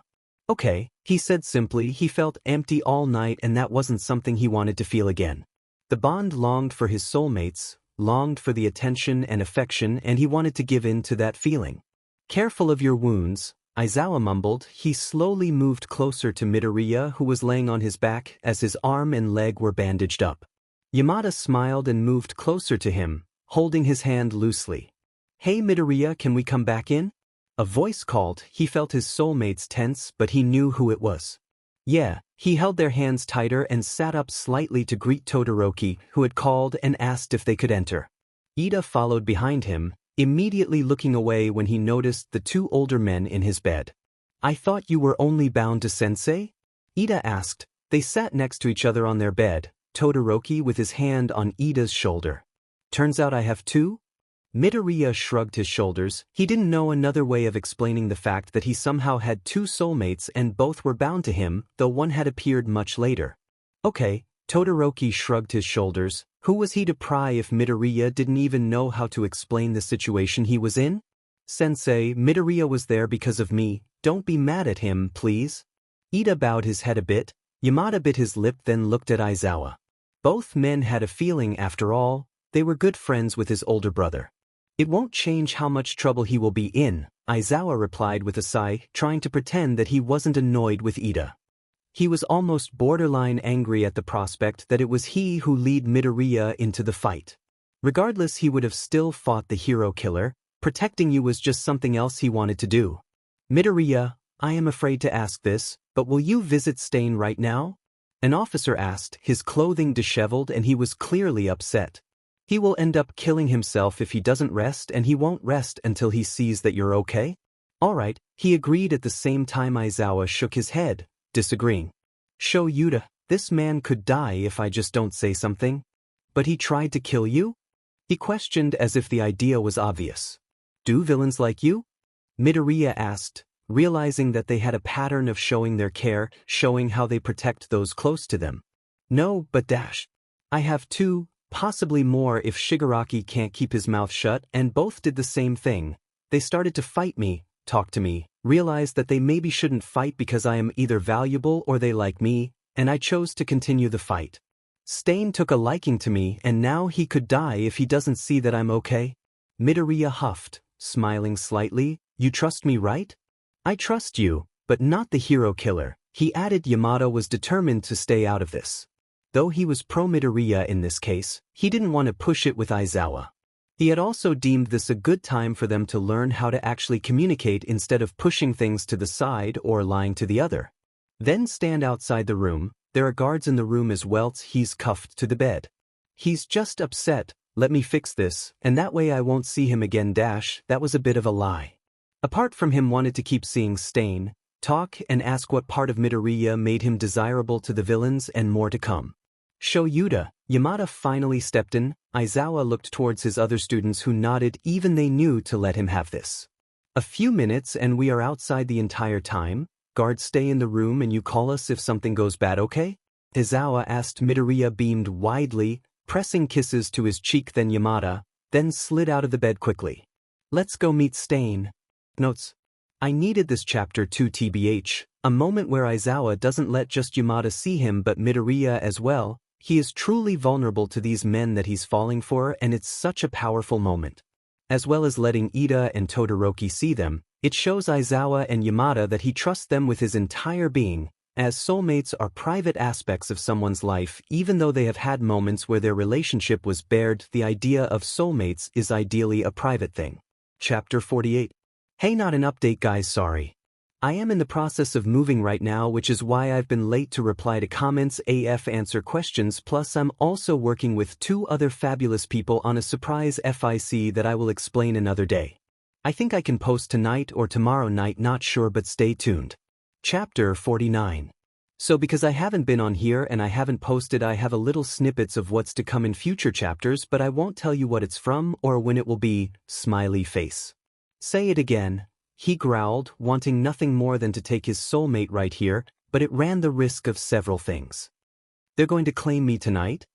For the first time I have people who care about me, best friends who want to protect me, and soulmates who probably love me. Do I love them? Why can't I die? Everyone tells me they need me, but why? Midoriya asked suddenly. He didn't know why he said it, but only that he did. You are changing the world. Akaguro put the knife back into its sheath, handing it back to Midoriya. Every step of the way, history has its eyes on you, as scary as that sounds, but what you're doing is rewriting the hero system in Japan, and that could lead to other changes around the world. We watch each other and we grow. This time people are watching you and they as well as you grow. It's up to you if you will carve a good name for yourself. I hope you like those little snips. They all have to do with the next 5 to 10 chapters but are all out of order. Smiley face. Chapter 50. Notes. I look pretty good for a dead beach, winky face. Here is the new chapter, and I might just keep posting teasers after each chapter for the next, seeing as how you guys absolutely loved the few I posted during my absence. See the end of the chapter for more notes. Midoriya stood outside the door to Stain's room. He still had the blades in hand, which made the other guards weary, but they didn't try to stop him. Aizawa and Yamada pressed a kiss to his forehead and cheek, respectively, then watched as he smiled and slid open the door. "It's nice to see you again, Stain coughed, clutching his right side as he did, making him grimace in pain even more. Stain Akaguro is fine, he replied, brushing the now limp hair out of his face. Before it seemed like every aspect of his hero costume defied gravity, but now even his hair fell, not that he had the costume on still. Midoriya figured it would fall too. "Akaguro, why did you want to see me?" Midoriya asked, his eyes observing his frail form, then to the guards who sat nervously by the door. His soulmates must be pacing and freaking out as well. "I wanted to see if you were okay, kid. I don't remember much from last night, but I do remember that fraud throwing fire at you. How he's the number 2 hero doesn't make any sense." "Yeah, especially when he abuses his family," Midoriya mumbled in response with a snort. Akaguro's head snapped towards him in shock. He winced in the pain, then spoke. "How do you know?" It didn't sound accusatory, but he didn't trust his statement yet. "His son is my best friend and bound to another one of my best friends. It's not a happy story," he mumbled. It now dawned on Akaguro when he understood just who he was talking about. "The kid with the scar," he mumbled, longing for his blade so he could strike and kill Endeavor, making him pay. "Let's not talk about him anymore. He wouldn't be happy if you knew. Fair enough," he cut in. Midoriya held the blades out, still keeping a firm grip on them. "Why did you give me these?" he asked. Not that he wanted to give them back, but he wanted a better reason than the one he got already. "Because of you downfalls," Akaguro said simply, reaching for a blade gently, though the guards didn't like it. "I trust him," Midoriya practically growled. It wasn't a complete lie, but it made them back off so he would take it. The face Stain wore, though, was heartbreaking. He couldn't decide if he was happy or sad with his development, more worried for Midoriya for trusting him than for himself. "You trust me?" he asked, unsheathing the knife and rolling it over his fingers, one of his nervous tics. "Yeah," the boy didn't have the heart to say he didn't. "So why give these to me?" "Your downfalls," he pointed to his own head with the tip of the knife. "You're smart, smarter than anyone I've met before. Not only that, you're quick to think on the spot and change plans accordingly. I knew how obsessed that leader of the League of Villains is with you and how many more villains would come after you for these reasons or others. Besides, I couldn't let someone who was like me walk defenseless when villains are slowly setting their sights on you. He pointed to an engraving along the handle. "These were my first set of knives. My mother gave these to me when I was about your age. She died a month later." "Why are you giving me these?" "My mom, Midoriya dragged a hand through his hair. "She isn't dead. Why are you giving me one of the last things she gave to you?" "I know when to move on. She's been dead for 16, almost 17 years now. Holding on to things that she passed to me won't bring her back. There aren't good memories of her while on her deathbed, the last ones I have of her," he replied, looking at Midoriya's shaking hands, then sighed. "I couldn't live with myself if you died and I could have helped you. You can't die. Why can't I die? Everyone tells me they need me, but why?" Midoriya asked suddenly. He didn't know why he said it, but only that he did. "You are changing the world." Akaguro put the knife back into its sheath, handing it back to Midoriya. "Every step of the way, history has its eyes on you, as scary as that sounds, but what you're doing is rewriting the hero system in Japan, and that could lead to other changes around the world. We watch each other and we grow. This time people are watching you and they as well as you'd grow. It's up to you if you will carve a good name for yourself." "Izuku," a voice called. He turned his head to see Aizawa standing in the doorframe, neither hearing the door open. "Is it okay if they come in?" Midoriya asked Akaguro. He nodded, having encountered the eraser hero a few times. "Soulmates?" he asked. Akaguro had one, but they had died before they could meet. He had carved a large scar over the animal that rested dully on his hip. "Yeah, Eraserhead and Present Mike. I don't think they would appreciate it if I told you their civilian names," he added. Akaguro nodded in understanding. "Then let's keep our names to ourselves for now then?" he asked. Midoriya nodded, then smiled at his soulmates. "Would it be okay if I visited again?" he asked, using his small smile and puppy dog eyes. "We will talk about it over dinner," Yamada agreed, not afraid to walk over and press a kiss to his forehead. "Hey!" Akaguro grabbed Yamada's wrist, trying to be gentle. The pro almost ripped it out of his hold when he saw the look on Midoriya's face. It was a very serious, "don't you do it" look. Aizawa was going to intervene, but then Akaguro grabbed his wrist as well, glaring at both of them. "Don't you effing hurt him," he growled, not that he would admit it to anyone, but he already viewed Midoriya as his kid in some sort of way. Society has already hurt him enough. I don't need him telling me to see this, to understand this feeling. So if I find out you have hurt him, you get hurt. If you break the bond with no good reason, well, I am known as the hero killer after all. Neither of his soulmates said anything, they nodded slowly in understanding. When Akaguro was satisfied enough, he let their wrists go, then turned towards Midoriya. "I doubt you can visit all the time. I hear where I'm going I won't get a window," he sighed, laying back down. "Visit me though, I don't want to watch on TV and see that Deku has gone missing, has gotten hurt, nothing like that. Tell someone before you leave on a mission that could cause this. The League is still after you, and seeing as how Shigaraki has a practical crush on you, you won't be safe for a while." "Thank you." Midoriya was tempted to give him a small hug but was reminded by his injuries when Akaguro started coughing once again. "Stay safe, Midoriya." With that, the trio walked out, Midoriya with blades still in hand and a smile on his face. Notes. "So I wrote that. And yes, it's official, Stain views Midoriya as his kid in a way. Really cute actually, cause he knows the feeling of being isolated. He wouldn't have figured out his quirk right away unless his parents had a blood-related quirk. So he may have had started out quirkless until he figured it out. Also stay tuned for a second updated. This was kinda short and I have been gone for the past week or so moving and my Wi-Fi was turned off, so that teaser was posted from my phone. And sorting thought a 350 plus Google Doc is hell on a phone. Chapter 51. Notes. Here's the second update and apology for my week-long absence. This actually chapter 47. Ignore what archive is telling you guys and remember that something is coming in chapter 51, or rather someone, smiley face. See the end of the chapter for more notes. The class was bustling about, excitedly talking about their internships with the other, exchanging stories, and laughing about the memories. Though for Ida, Midoriya, and Todoroki, it was a different feeling. "You know, the hero killer is pretty cool," Kaminari had said, making Midoriya snap out of the gaze he was in. "Kaminari," Mina hissed, slapping him slightly. He turned and looked at Midoriya and Ida with a frown. "I'm so sorry, I wasn't thinking." He bowed his head slightly, afraid of upsetting them more. "It's okay." If the hero killer had used his tenacity to save people rather than killing heroes in cold blood, I would say he was cool. Ida agreed, looking towards Midoriya, who had taken a slight liking to the man that had saved his life. "What about you, Midoriya?" Kaminari asked, fishing his phone out of his pocket. "What about me?" He responded. Kaminari tapped on his phone a few times before pulling up the infamous video that was circulating the internet and hit play towards the end. In the video you can see Stain picking Midoriya up gently, blades in his lap, and carried towards the pros, boasting about killing them all. Then Stain leaned down a bit to whisper something and he didn't move after. "What do you think of the hero killer?" Kaminari asked. Midoriya's blood ran cold. No one was supposed to know about this. His anxiety started to kick in.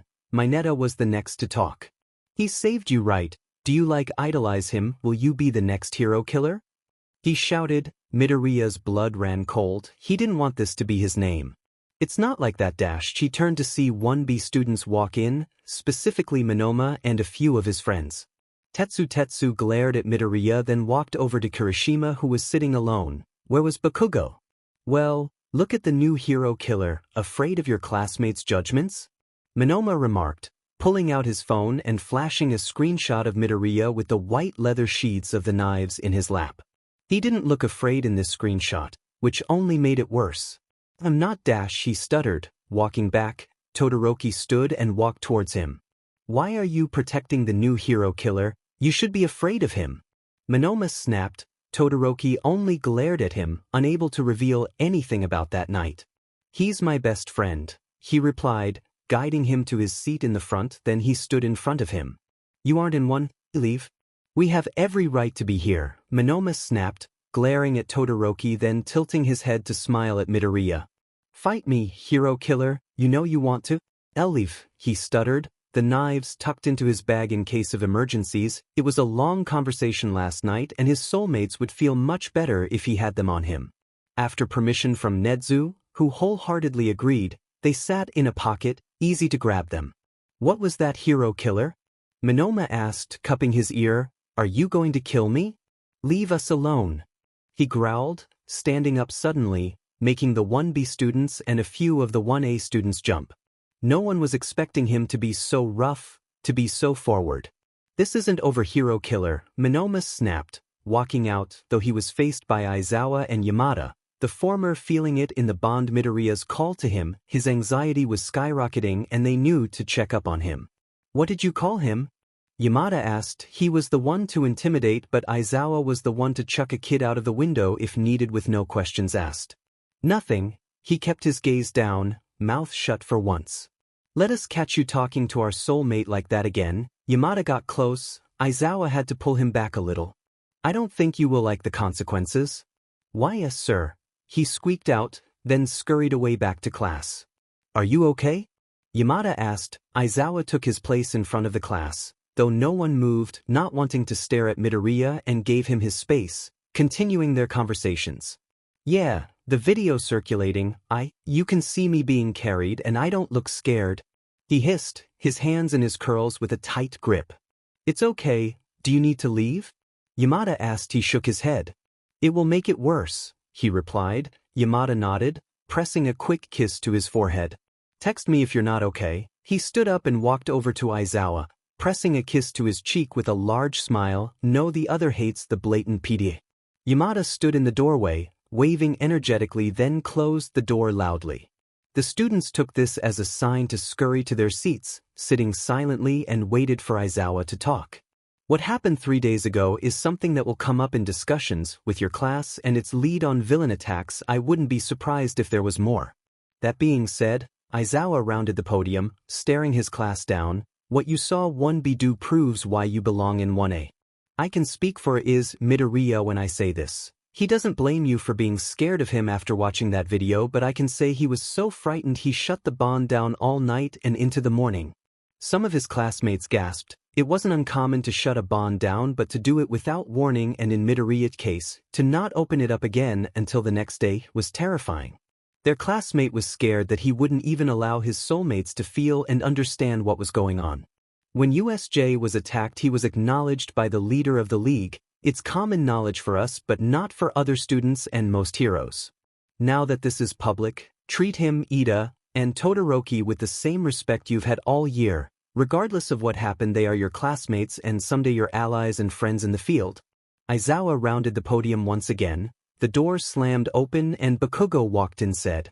He stopped at Midoriya's desk, dropped a piece of paper, then walked away. Midoriya wouldn't say anything, but he noticed Bakugo's hands slightly battered with small cuts on his knuckles. Aizawa glanced over at the boy, then Midoriya, and smiled slightly. Things were looking up for his soulmate after all. This is great, Midoriya thought, standing in front of All Might, who was here to teach today's class. I hope you're ready to return to our lessons. Today is hero basic training.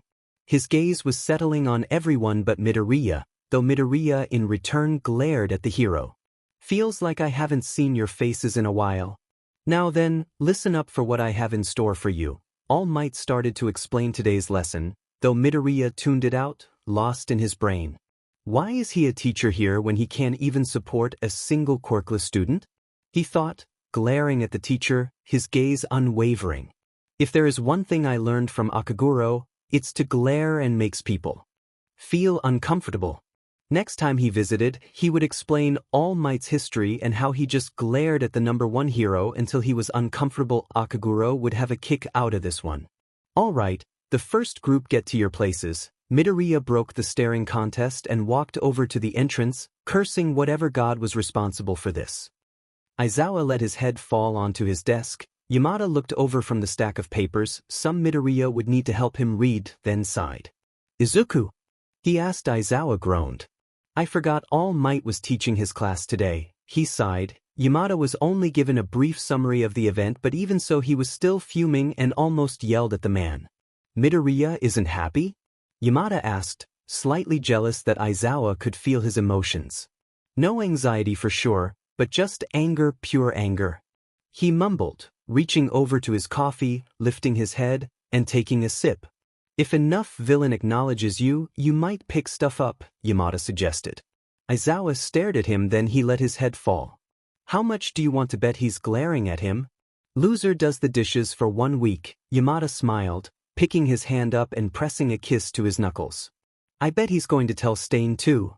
He said the second part quieter. There were teachers in the lounge with them too. Have fun doing dishes. Aizawa didn't think Midoriya would tell him. He had only asked to visit again to make the villain happy. That right?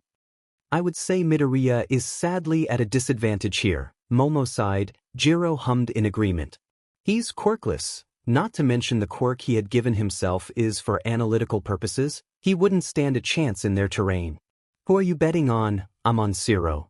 Kirishima cheered, sitting next to his soulmate, Bakugo.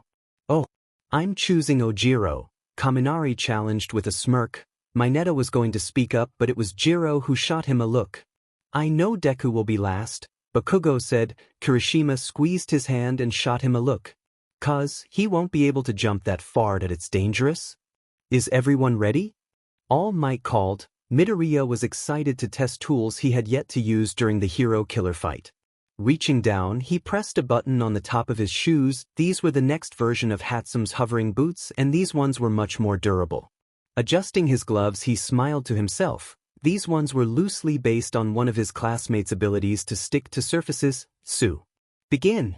All Might called. The signal went off and Midoriya immediately started to run. The moment he gave himself enough air, the boots would automatically kick on and start to hover. The gloves acted as anchors to keep him stable.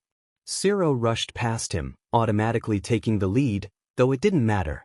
Midoriya's eyes shot around, his body moving on its own as he calculated each step, each grab of the piping and the weaknesses of his other classmates, though in this case, he would have no need. It was all practice, and he would take every chance he had to observe and analyze people. Each flip and grab brought him closer to Zero, but the moment he got close, one of the boots started to fail. They were prototypes after all. With a groan, he continued to run, kicking off the boots he would have to find later. For now, he had to focus and keep his mind sharp, now running barefoot through a maze. His boots stopped working. Momo shouted. Everyone watched as the camera focused on Midoriya. Look at his eyes, Kaminari said. His classmates didn't know whether to be worried or cheer for him.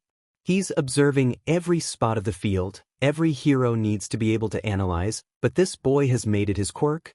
All Might explained, then pointed to the class. He's also observing all of you. Even in his training, I doubt he hasn't already pinpointed your classmates' weaknesses.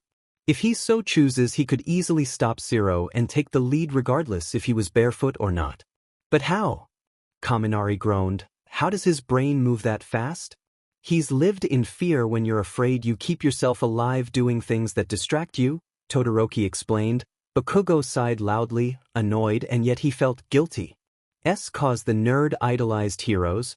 Bakugo barked, glaring at the screen. He wanted to be one and thought if he understood how their quirks worked, he would figure out his. At some point, it stopped being for him and started to help others understand their quirks. He leaned against the wall, ignoring everyone's gazes set on him.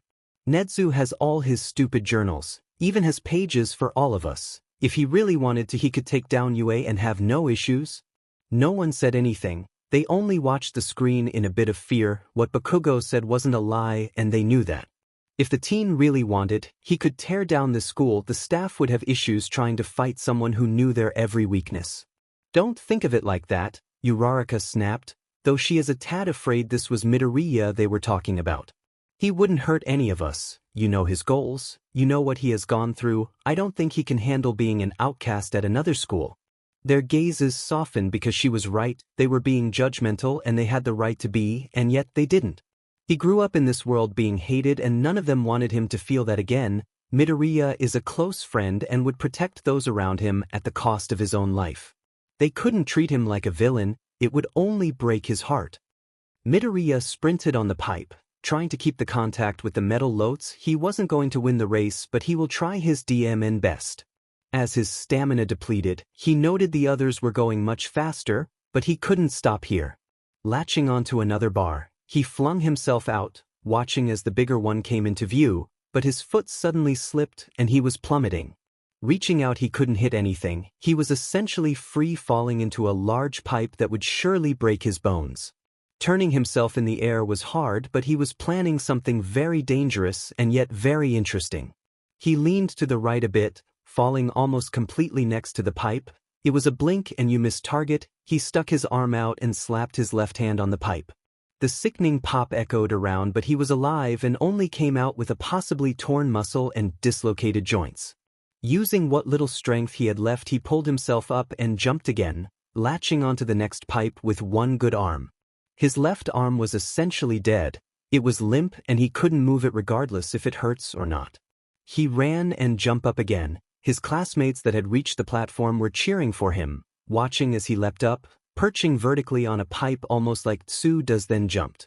He continued this pattern until he was back into the air and finishing the course. When he finally landed on the platform, he placed his arm in Ida's lap. "Do it," was all he said. Ida was no stranger to injuries like this. His brother had engines on his elbows. He learned from an early age what to do in case of an emergency, and sometimes he had no choice but to do this. "Midoriya, I can't," he said, gently placing his arm back into his lap. The teen rolled his eyes but understood why. "Siro, can I have some tape, please?" he mumbled. The boy didn't hesitate to pull tape from his elbow and handed a long piece to Midoriya to tape his arm up. "Thanks. All Might, can't you reset his shoulder?" Ojiro asked. Said Hiro looked at Midoriya, and for a moment the air grew cold. Midoriya glared at the older man, almost daring him to come anywhere near him or his very dislocated shoulder. I don't think young Midoriya wants me to fix it. Young Ida, would you mind taking him to see Recovery Girl?" he asked. Backing away a bit, Ida nodded, having questions of his own for his best friend. They walked down the stairs, the next group starting to get ready to go. Once they were alone, Ida finally had the chance to ask, but Midoriya beat him to it. "All Might told me I could never be a hero the day I planned to kill myself." Notes. I will say this was a bit of dozy to write when I had written it like 2 weeks ago XD. I was trying to write this really amazing scene in the anime where Midoriya came back and his power was working so well, but in this case he doesn't have a quirk. This is one of the few chapters one had to actually go back in and rewrite and take things out because it almost made it seem like he had a quirk when he didn't. But you will see Ida's reaction to his quirk hopefully by tomorrow, since I can follow back to a daily schedule now that I have settled, but tomorrow is my birthday so it might be a later post. Chapter 52. Notes. I'm back. Sorry, yesterday was my birthday, so I was out celebrating with my family. You will for sure enjoy this chapter as a ton of plot points are hit at once here, and starting with today, I will be posting teasers for other chapters to come as I usually keep a 10 to 15 chapter gap between what I write and what I post. Enjoy! See the end of the chapter for more notes. All Might told me I could never be a hero the day I planned to kill myself. Midoriya mumbled, biting his lip after. I almost did it that day too. Midoriya, why? Ida asked, though they were best friends. Ida has been afraid to ask the other boy about his past. He waited and waited for him to talk, and now he wanted answers, at the comfort of Midoriya, of course. When you're quirkless, his mouth went dry, he needs to open up to people, but it's so hard. When you're quirkless, society doesn't care about you. You listen and you are supposed to obey those with a quirk, like people like Dash. Like Bakugo, Ida muttered. He didn't mean to talk, but it was now that things were making sense. He was afraid to ask this. Did Bakugo tell you to kill yourself? Ida took Midoriya's silence as a yes. It made his blood boil, and all he wanted to do was hold him like he held Todoroki when he was upset. Have you told anyone? Ida asked. Midoriya nodded, wiping his eyes with his good hand. I never found out about Bakugo's punishment when I was in a conference with my soulmates and Nedzu. I left early. But seeing as how he is still here, it seems like once again he went free. Midoriya continued to walk, his emotions bubbling, finally being released after being held for so long it was almost painful to cry like this.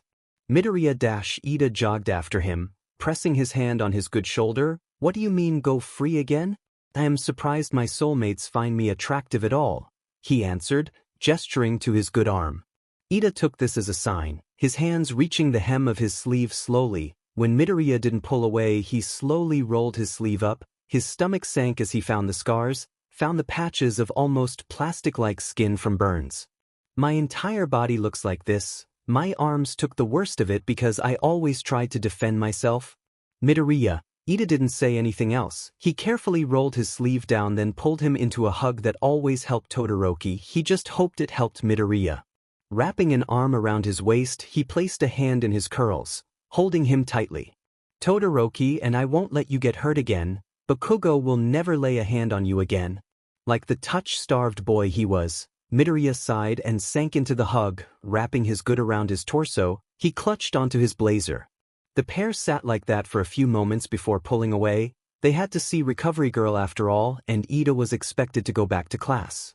Aizawa cleared his throat. Ida jumped a few feet back, putting his hands up, ready to explain, but the older man sighed instead. Thanks for helping him, their teacher had said with a smile, grabbing Midoriya's good hand and walked down the hall.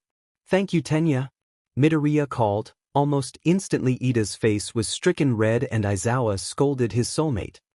Ida walked back to the training grounds. Todoroki already went, having been the second group to go. How did it go? He asked Ida, linking their fingers together, a gentle smile on his face. If his soulmates ever hurt him, would you want to take? Well, what I'm trying to ask is Todoroki smiled. He knew something happened between the two and now wasn't the time to discuss it. Pressing a quick kiss to his cheek, they watched their classmates race. I figured you would ask someday. Ida pulled away quickly, concern masking his face, though Todoroki was only smiling. Did you think Shoto? Ida stuttered, clearly flustered and worried. Todoroki was ready to break the bond. I don't mind. I figured if he wasn't with his soulmates he would always be open to join us. I can't stand the idea of him being alone.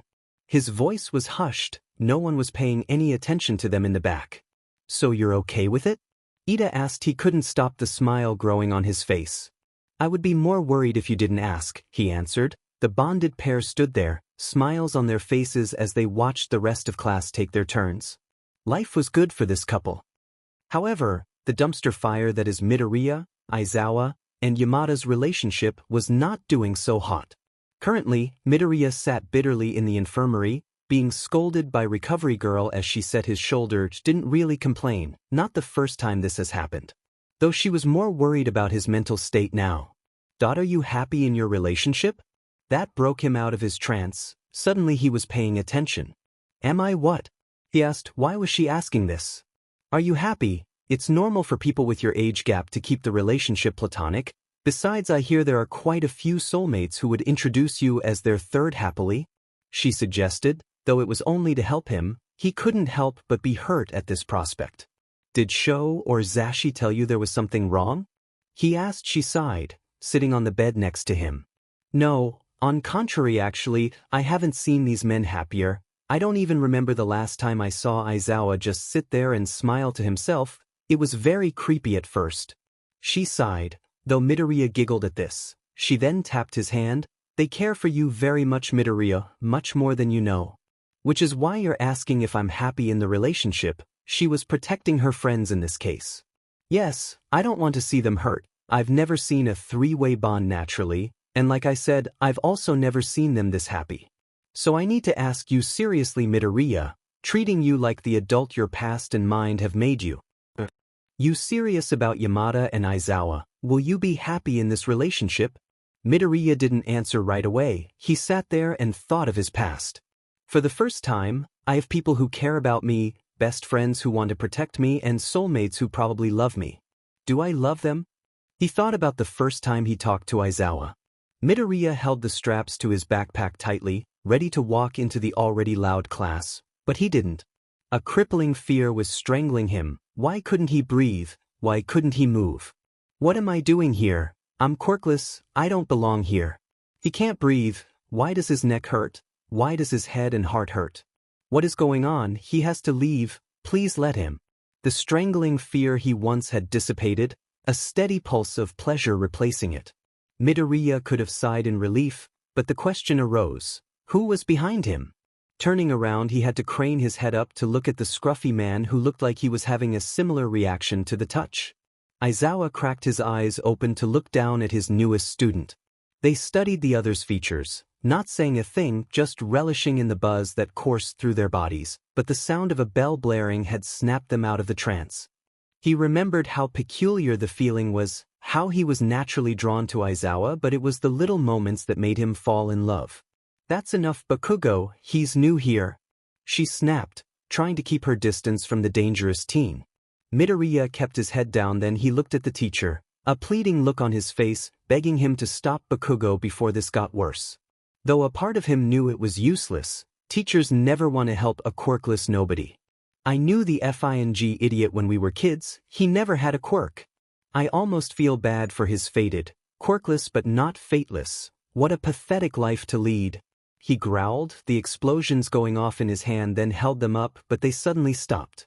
When that didn't work, he tried to charge Midoriya, only to be held back by capture weapons.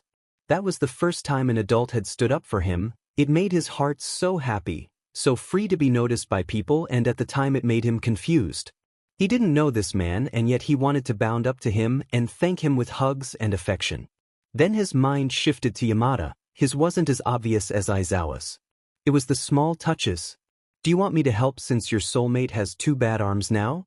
Midoriya cast a look at Aizawa, then Yamada once more. If Aizawa trusted him, then he would too. Nodding, he pulled the blanket off, determined to stand and not have a picture taken. He threw the blanket off and tugged the four-stand to his side, now waiting for Yamada to help him out of bed. This was the exact opposite of a good idea and even worse than bad. "Wait," Yamada walked around and held his arm out. "If it hurts, stop, okay? Use the morphine." They want to show off to him. "Hey little listener," Yamada ruffled Midoriya's hair, looking back at Aizawa then at him. "How do you deal with a sloth for a soulmate? Don't tell him I told you, but he's pretty cuddly alone," he joked. Yamada looked over again then snorted. "Don't tell him I told you, but I know." Midoriya should have sensibly been jealous. Someone else cuddling with his soulmate would make anyone jealous, and yet he only giggled. A warm smile crossed his face. Yamada was expecting him to get angry too, though it didn't happen. "You must be very close." His gaze settled on Aizawa, who was haphazardly tucking his sleeping bag under the desk. "It must be nice having a friend for so long who cares for you. Aren't you, Dash?" "I know," he replied simply. It frankly made Yamada shut up for once, and the class who swore wasn't listening wanted to know what Midoriya knew that made him shut up. "Shoyuda?" Yamada asked, his voice betraying the shock he felt. "Never told him, he figured it out. Have fun with the class." He walked out, not before looking back at Midoriya and shaking his head. Only Midoriya could make Yamada speechless. "Present Mike, are you ready to teach?" Midoriya asked calmly, a small smile resting on his face. He turned around to see the rest of the class ready, somewhere in groups talking, but everyone had something on their desk. "Sure am, and Midoriya, we need to talk later." He winked and smiled, but the ball of anxiety still settled in the pit of his stomach. Though Midoriya for once wasn't anxious, he found this too funny. "Get your homework out everyone, let's go." He thinks to their first kisses, how happy his heart was, how his skin buzzed under their careful touches. "Will you regret it?" He had moved closer. Midoriya stifled a giggle when his stubble scratched his cheek as Aizawa pressed a few kisses to his face. "And no, would you?" Midoriya would have been lying if he said he didn't imagine them kissing. Now after feeling some sort of resemblance he wants more. Never. Aizawa was frankly happy, ecstatic even, that his soulmate wanted this as much as he did. I thought you were trying to tell me you and Aizawa were together now, but don't worry, I won't break the bond, and I will still cook dinner since you can't."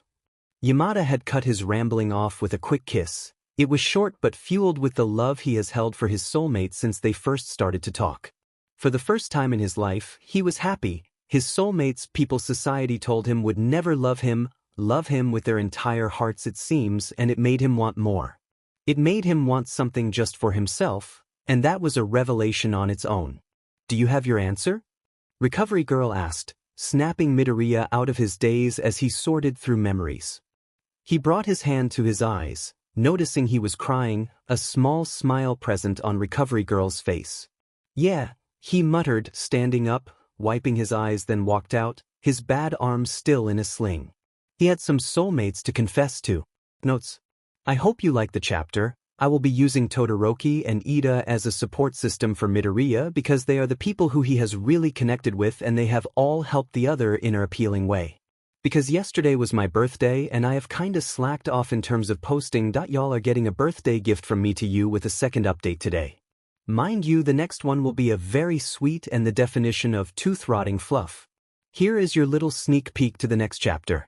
Show Yuta, we've been dating since the beginning of the school year essentially and our relationship is new but I need to tell you guys this before I lose the confidence to say this. Chapter 53. Notes. Hey Race, the promised double update for today. Wish me luck, I have to go ziplining. If I don't make it, I just want you guys to know it was a blast writing this FIC and it was amazing to see everyone's reactions to the FIC. If anything happens, I don't have an ending so this may be it if I die XD. See the end of the chapter for more notes. Luckily for Midoriya, he essentially had a free pass into the teacher's lounge which allowed him to barge in when he wanted. And this was a perfect reason to do this. Opening the door carefully, he didn't want to scare them or anyone in the lounge.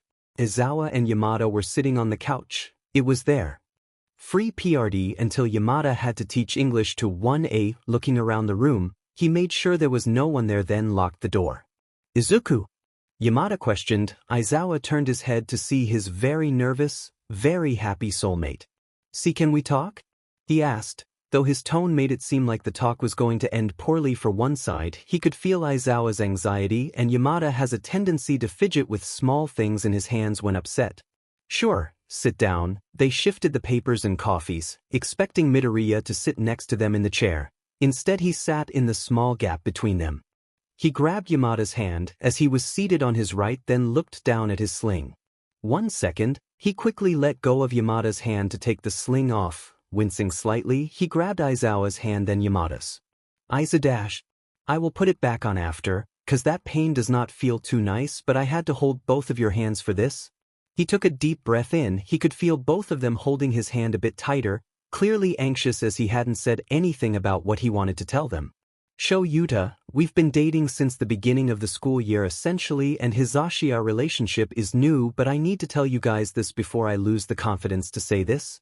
Aizawa and Yamada waited for him to say what they thought he was going to say, their hearts ready to be smashed into pieces and ready to help the other mend the bond. Izuku, it's okay, we don't want to rush you, whatever you say we will support you 100%. Yamada lied, knowing full well he would be crying the moment he got home and was no longer present. Aizawa would cry but never in front of Yamada. When he got upset in front of them, that was the biggest leap he has seen him take in a long time. The sentence faded away, barely a squeak as Midoriya burrowed his head into the collar of his jacket, face turning bright red. We couldn't hear you, Aizawa frowned. Was it really that hard to break their hearts to him? If so, why is he trying? Sorry, okay. He took a deep breath, steadying his nerves. Just, don't say anything, I don't want you to assume what I'm going to say. He shot his gaze towards Aizawa who rolled his eyes in response. What if he was trying to guess? Sue him. Okay, I can do this, he mumbled and screwed his eyes shut. I love you.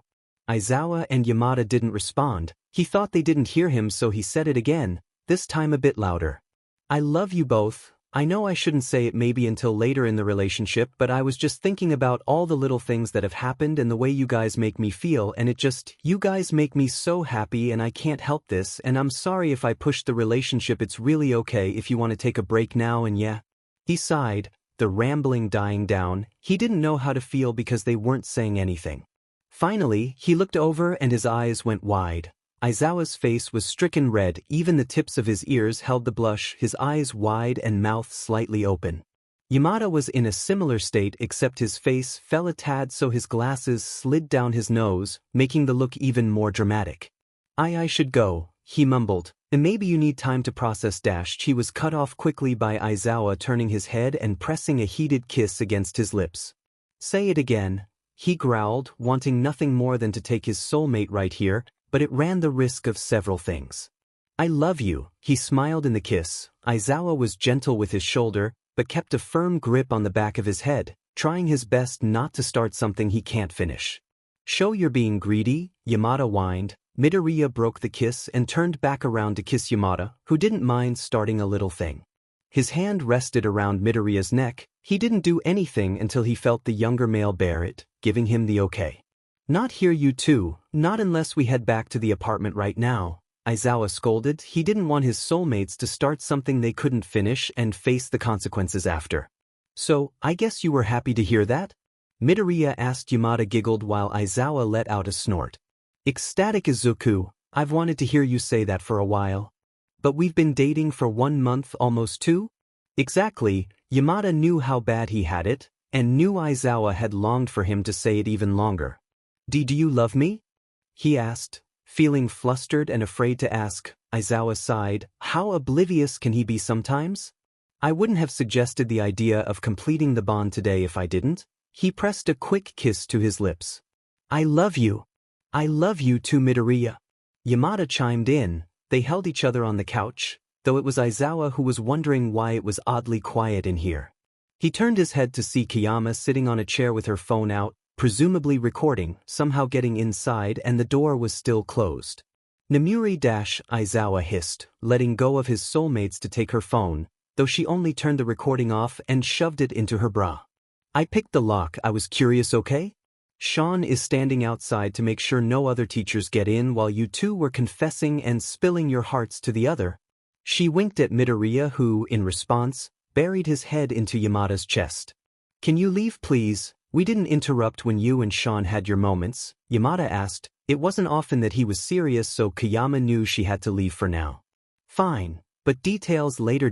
With that she smiled and waved, knocking on the door for Sean to let her out. The lock engaged once more and they were alone. So you said something about completing the bond? Midoriya asked, nipping at Aizawa's neck slightly. Izuku, you need to be patient. As much as we both want to take you right here, we can't do that. The walls aren't that thick. Some soulmates have tried. Unfortunately they have. Now when we get home though, Aizawa's voice trailed off. He pressed a kiss to Yamada's lips quickly, then looked at Midoriya with a smile. We can have dinner, relax, and if you want to be claimed tonight. I would rather now, Midoriya whispered, making Yamada inhale quickly then coughing loudly. You are more impatient than Hisashi is sometimes, Aizawa mumbled, pressing another kiss to his lips. Tonight Izuku, and you better behave today. Bert, he challenged. Aizawa sighed, knowing full well this soulmate was a brat through and through. We don't bother marking or claiming you until next Friday night, Midoriya whined slightly, pouting when he heard this. Fine, sorry sir, he smiled when he felt Yamada twitch behind him. Midoriya was a virgin, yes, but apparently not a bashful one. Izuku, Aizawa sighed, said boy smiled, pressing a kiss to his lips, then Yamada's, then gingerly slid the strap to the sling back on. It was a minor obstacle and Aizawa had forgotten about it when he was sitting here. He groaned and watched as Midoriya left the teacher's lounge. He popped back in with a smile. Making Katsudon tonight, don't be here too late. With that he closed the door, his footsteps fading away. We're effed, Yamada sighed. Aizawa looked over at him then nodded. Agreed. Notes. I hope you enjoyed this tooth-rotting fluffy chapter. And like always, after starting today, here is your sneak peek. Should she giggled, trying to quiet her down. Be careful. He turned his attention back to the front of the class. Yamada lifted his head then sighed. Scribbling something down, he set it back on Midoriya's desk, teaching like nothing happened. Behave Songbird. Chapter 54. Notes. This is the lead up to the infamous Chapter 52. I cannot wait for you guys to read it tomorrow. See the end of the chapter for more notes. Midoriya sat in class not even a few moments after, his classmates asking if he was okay, and also asking why he was smiling so widely. He brushed it off and answered, I'm just happy to see my soulmate, was all he said. The girls sighed. They were happy he was practically beaming. And the show got better. The moment Yamada walked into the room, shouting like Present Mike would, his gaze stopped on Midoriya who smiled then bit his lip. I'm effed, was the only thought coursing through his head as he started to get the class prepped for the hour. Midoriya, what are you doing? Uraraka whispered. She was one of his close friends, one that wouldn't spread rumors if he had asked her not to. When Yamada wasn't looking, he slipped her a piece of paper. They're going to claim me tonight? She about died, having crumpled it up, her eyes darting between Yamada and Midoriya, the latter wearing a sheet-eating grin, then read it again. Seriously? She mouthed. He nodded. Then it clicked, the reason why Midoriya was acting the way he was. She scribbled something down quickly, a devious smirk settling on her lips. Follow my lead. He had no time to react when she accidentally set off Bakugo by setting a water bottle on his desk, claiming it was his. This caused Bakugo to squeeze the bottle, angry but he wasn't going to use his quirk. But in the end, it got Midoriya soaked. Uraraka had a way of thinking about things, but this was perhaps a bit too far. Hey round face, why did you set this on my desk? He asked, staring at the now empty and broken bottle. She tilted her head in confusion. What do you mean, I thought it was yours?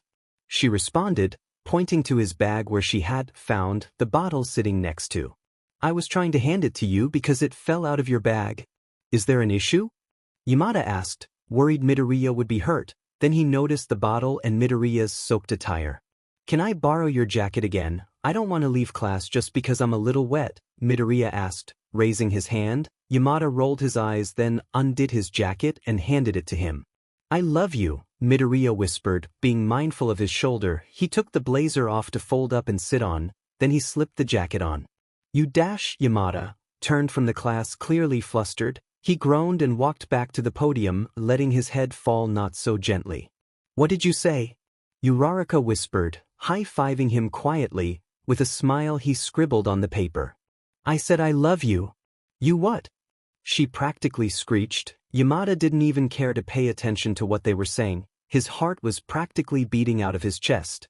Leave it to the sweetest soulmate to ever exist to leave him a practical mess in front of his class. Should dash, she giggled, trying to quiet her down. Be careful. He turned his attention back to the front of the class. Yamada lifted his head then sighed. Scribbling something down, he set it back on Midoriya's desk, teaching like nothing happened.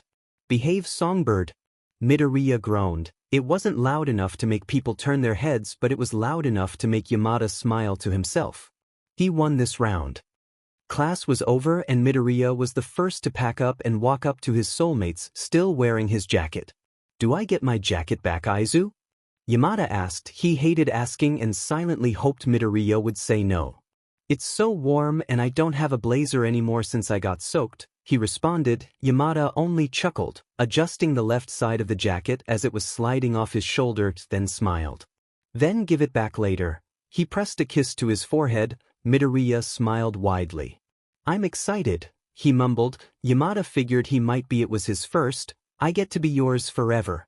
So you aren't excited, eh? His voice trailed off. Once again Midoriya was breaking stereotypes of a male teenager. I guess I am, but I'm more excited that I get to call you mine, no questions asked. There were people who ignored their soul mark and would happily date other people. A part of him will always be afraid someone would flirt with his soulmates. You dash, Yamada sighed, a smile stretching across his lips. I'm so lucky to call you mine. What time will you guys be home tonight? I don't want to make dinner for it not to be eaten right away, he asked, wrapping his arms around his waist, his chin propped up on his belly, looking up at him. Well, there is a meeting tonight, but it shouldn't be that long. I say start dinner a half an hour after you get home? He asked. It was times like these that he didn't want to take for granted, the small domestic moments. We can't cook, and seeing as how tonight is a very special night, I don't want either of us giving you food poisoning. What did you do when I was gone? He asked. Yamada's mind went places, but he knew his soulmate was a skin in terms of dinner. We wanted to learn how to cook for you. It was your first time out and we didn't think you would pass out from exhaustion in a hospital, so we expected you home that night. But thankfully you weren't home. Why? He raised an eyebrow, a smile playing on his lips. We ruined another pan. His voice trailed off. Midoriya's eyes flew open in shock. Another one? Hizashi, what pan did you ruin? He asked, pulling away from him and crossing his arms. The pot dash. My Katsudon pot? He practically growled. He had bought it when he was younger, as his mom had broken hers. It was a simple, inexpensive one, but there were memories tied to it, as stupid as it sounded. He knew his soulmates were being nice, but they did ruin the item that held sentimental value. Besides, it wasn't like they knew. Sho and I wanted to get you another one, but we don't know what kind you wanted. Who knew there were like 5 different types of pots? Yamada replied. Midoriya sighed, walking up to him again and wrapping his arm around his waist. That was the pot I used to cook dinner with my mother when I had good memories of her. Yamada tensed up ready to apologize, but Midoriya shook his head, propping his chin up again. Don't be sorry, there isn't a relationship I can salvage with her, so why keep something that reminds me of her?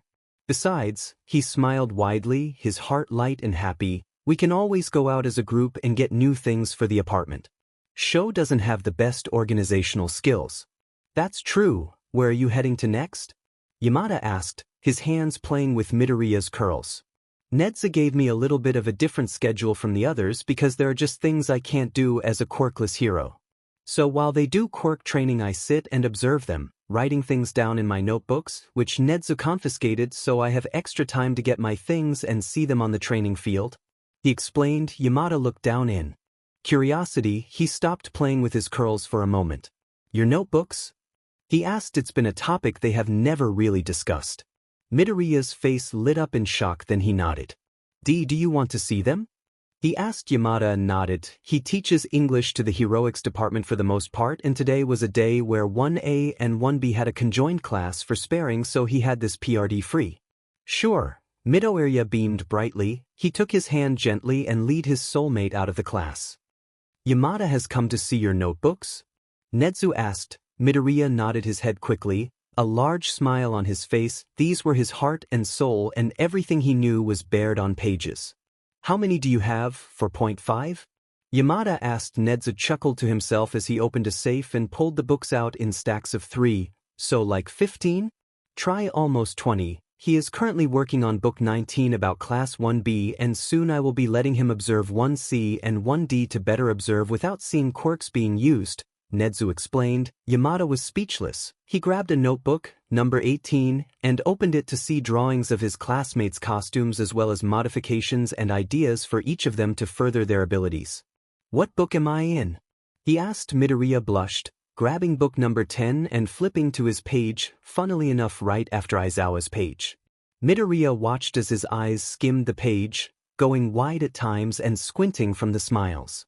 That is dash. Yamada has no words to describe how amazing, albeit a tad creepy with how detailed, this book is. Creepy? Midoriya offered. Yamada shook his head then sighed. Okay, yes, only because you got things so right and I don't talk about my quirk. There are only a few teachers that have explained their quirk to the media. But you nailed everything just from watching me fight. He turned to Nedzu, and you're letting him do this?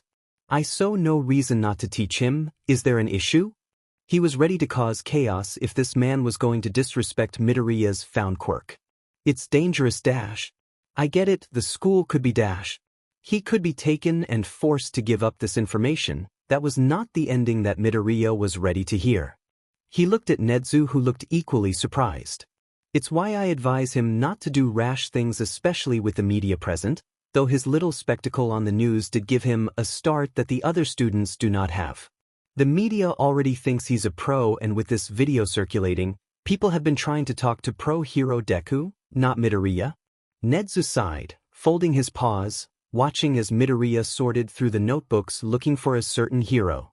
I really need a table of contents, they heard him mutter as he flipped through. Midoriya, you do realize what this entails, correct? Nedzu asked, snapping Midoriya out of his muttering state. Me debuting early? Yes, you, at the dismay of your soulmates, will run the risk of coming in contact with more villains who want you because of your brain. I'm aware, I dug myself this hole after all, he replied. He was anxious at first, but now he was just annoyed they won't leave him alone. How so? There are parts to the USJ attack that Nedza didn't want to hear, and one of them is how Midoriya fought off the villains. I talked to Shigaraki. He was very interested in a broken, quirkless teen that society kicked out. I lied about someone's quirk, and since he had no way of proving if it was correct or not, he believed me, wanted me to join the league, and has wanted me ever since. He closed the notebook and tucked it under his arm, grabbing 19 off the top and 18 with a smile. It's very annoying. I hear he has a picture of me that I dug this hole. Excuse me? Nedzu asked. He couldn't have heard this right. You revealed your ability to the leader, and that is why Stain and this leader want you? Right, I had to buy time, so I risked myself to save the rest of the class. Work though, everyone is alive. He replied. Then it dawned on him, I can infiltrate the league, observe their quirks, Then you guys can take them down. Izuku no, Yamada said suddenly. Midoriya looked at him with a heated glare. Izuku yes, he fired back, then looked at Nezu who was deep in thought. At your current stage, you would only get hurt, but once you have learned and they get dangerous enough, we might have to call you in. As much as it displeases me sending a student into a den of wolves, if they get too powerful then we might have no other choice. Nezu replied. Yamada's stomach twisted in knots, but he was right in a way. There isn't anyone else that has Midoriya's privilege, as sick as it was. So I can also be trained for recon too? Midoriya asked excitedly. Yamada thought he was going to have a heart attack. I have a teacher for you actually. He didn't attend UA but he has done his fair share of recon and is one of the best at it, Nezu replied. Midoriya sat thinking, then his face dropped. No, he started, a large smile growing on his face. You would get him to teach me? He asked. There isn't a lot about this hero, mainly because he uses his quirk to help people around him first, civilians and such. But is usually doing recon, so the hero agencies keep his info from circulating too much when he does recon. And since Midoriya couldn't figure out the pattern to his surfacing, he couldn't do a full entry. I assume your chapter is incomplete in your book? Nezu asked, well aware of how hard it was to find him. He comes back tomorrow, and since he pesters Endeavor, it would be a quick phone call to locate him. Wait, who are we talking about? Yamada felt incredibly dumb next to these people. Well, Hawks, of course, one of the best pros at recon. Notes. Guys, the smut is coming tomorrow. Here's your scene for the day. Should he wear panties? Yamada asked suddenly as they got settled into the car, making Aizawa turn his head suddenly. What? He asked. Yamada sat there, pondering for a moment. Red? No to Christmassy. Blue? Maybe. Black dash. Hizashi, what are you talking about? Aizawa asked. Yamada turned to him with a smile. Think about Izuku wearing panties. What color? He asked. Without saying anything else he answered. White. Chapter 55. Notes. You have waited for so long for this chapter. I present to you, with a little help from a friend, the Smut chapter. Special thanks to SlitheringGirl98 for helping me with this chapter. They basically wrote all the smut. I just edited it to fit the chapter. See the end of the chapter for more notes. Yamada left the office, his stomach in knots as he looked down at his beaming soulmate with the notebooks in hand. Izuku dash. I know you're worried. In an odd way I can feel it. Faintly, and even if I couldn't I know you would still be scared, Midoriya replied, looking up at him with a smile. Doing recon in the league is something completely different than following a villain around or befriending one, he said. Midoriya smiled to himself. I know how I'm going to do it, though I know either of you won't like it, so for now, keeping with the happy day and making through to tonight, I will tell you guys later when I have also had training. He sighed. Yamada nodded in agreement. Now was not the time to worry about his future recon when it hasn't even begun. Kid with the clocks? If he touches you he can copy. Your quirk, I believe he can hold up to 5, perhaps 6, I haven't counted. Though once he uses it there is a quick timer before he forgets it. He calls the quirk copycat. Metal boy? Kirishima's quirk but shiny? Teacher's quirk? Well, we have 2 teachers here. Which one? 1B. Blood manipulation. He can freely control blood that has left his body and he doesn't show signs of fatigue from too much blood loss. I believe it's because his body can make more much faster than the average human, but at the cost of his stamina and energy. Not to mention he can lift and move faster than the average human his size, any human, without using their quirk actually. How do you do it? Yamada asked in awe. Shaking his head, he pressed a kiss to his temple. You live in fear enough, you learn some pretty cool tricks. Plus I wanted to be a hero, so I analyzed everything. Midoriya shrugged his shoulders. He didn't wince as much. Recovery Girl had set his shoulder but she didn't heal him. He ran out before she could. He assumed she could mend and fix the rest of the pain later if he asked nicely, of course. Don't people find it creepy? Yamada asked, watching as he squinted at people, then scribbled something down in the notebook. You do. It sounded like he was hurt, but before Yamada said something he replied, don't feel bad. I know you don't want to hurt me, but it's how you feel, and hey, it's the creepy observational ability that brought me to you and show. We do not deserve you. Yamada pressed a kiss to his cheek with a smile. Midoriya giggled and kept watching his classmates. Want to take bets and guess what villain is after me next? Midoriya asked suddenly. Yamada whipped his head around but he only sighed. What? It's gonna happen again seeing as how Shigaraki is showing off my picture like a dad does his kid's picture? I give it a month, someone from the league will be after you. He guessed. Midoriya nodded his head then smirked. 2 weeks and it's gonna be the leader, he stated. Yamada turned to him with a frown. Won't he kill you? No, if I know him, and I sure hope I do. He's been my top villain to analyze. He has like 2 pages, then he would be the next to see me because Stain almost took me away. So I guess he's gonna want to make sure I'm okay because that's what weird psychopaths do. He answered. Yamada shook his head. Only Midoriya would be okay with a villain carrying a picture of him around. Present Mike, they need you in the teacher's lounge. No one is able to find the sub for a Gen Ed English class? Someone asked. Yamada nodded then turned to Midoriya. See you tonight? He teased. Midoriya shook his head, pressing a quick kiss to his lips then turned back to observe the class. Some of his classmates gave him a thumbs up then attacked again. The other class had no clue he was up there until now, which only made it more entertaining for him. Deku, did you read that note?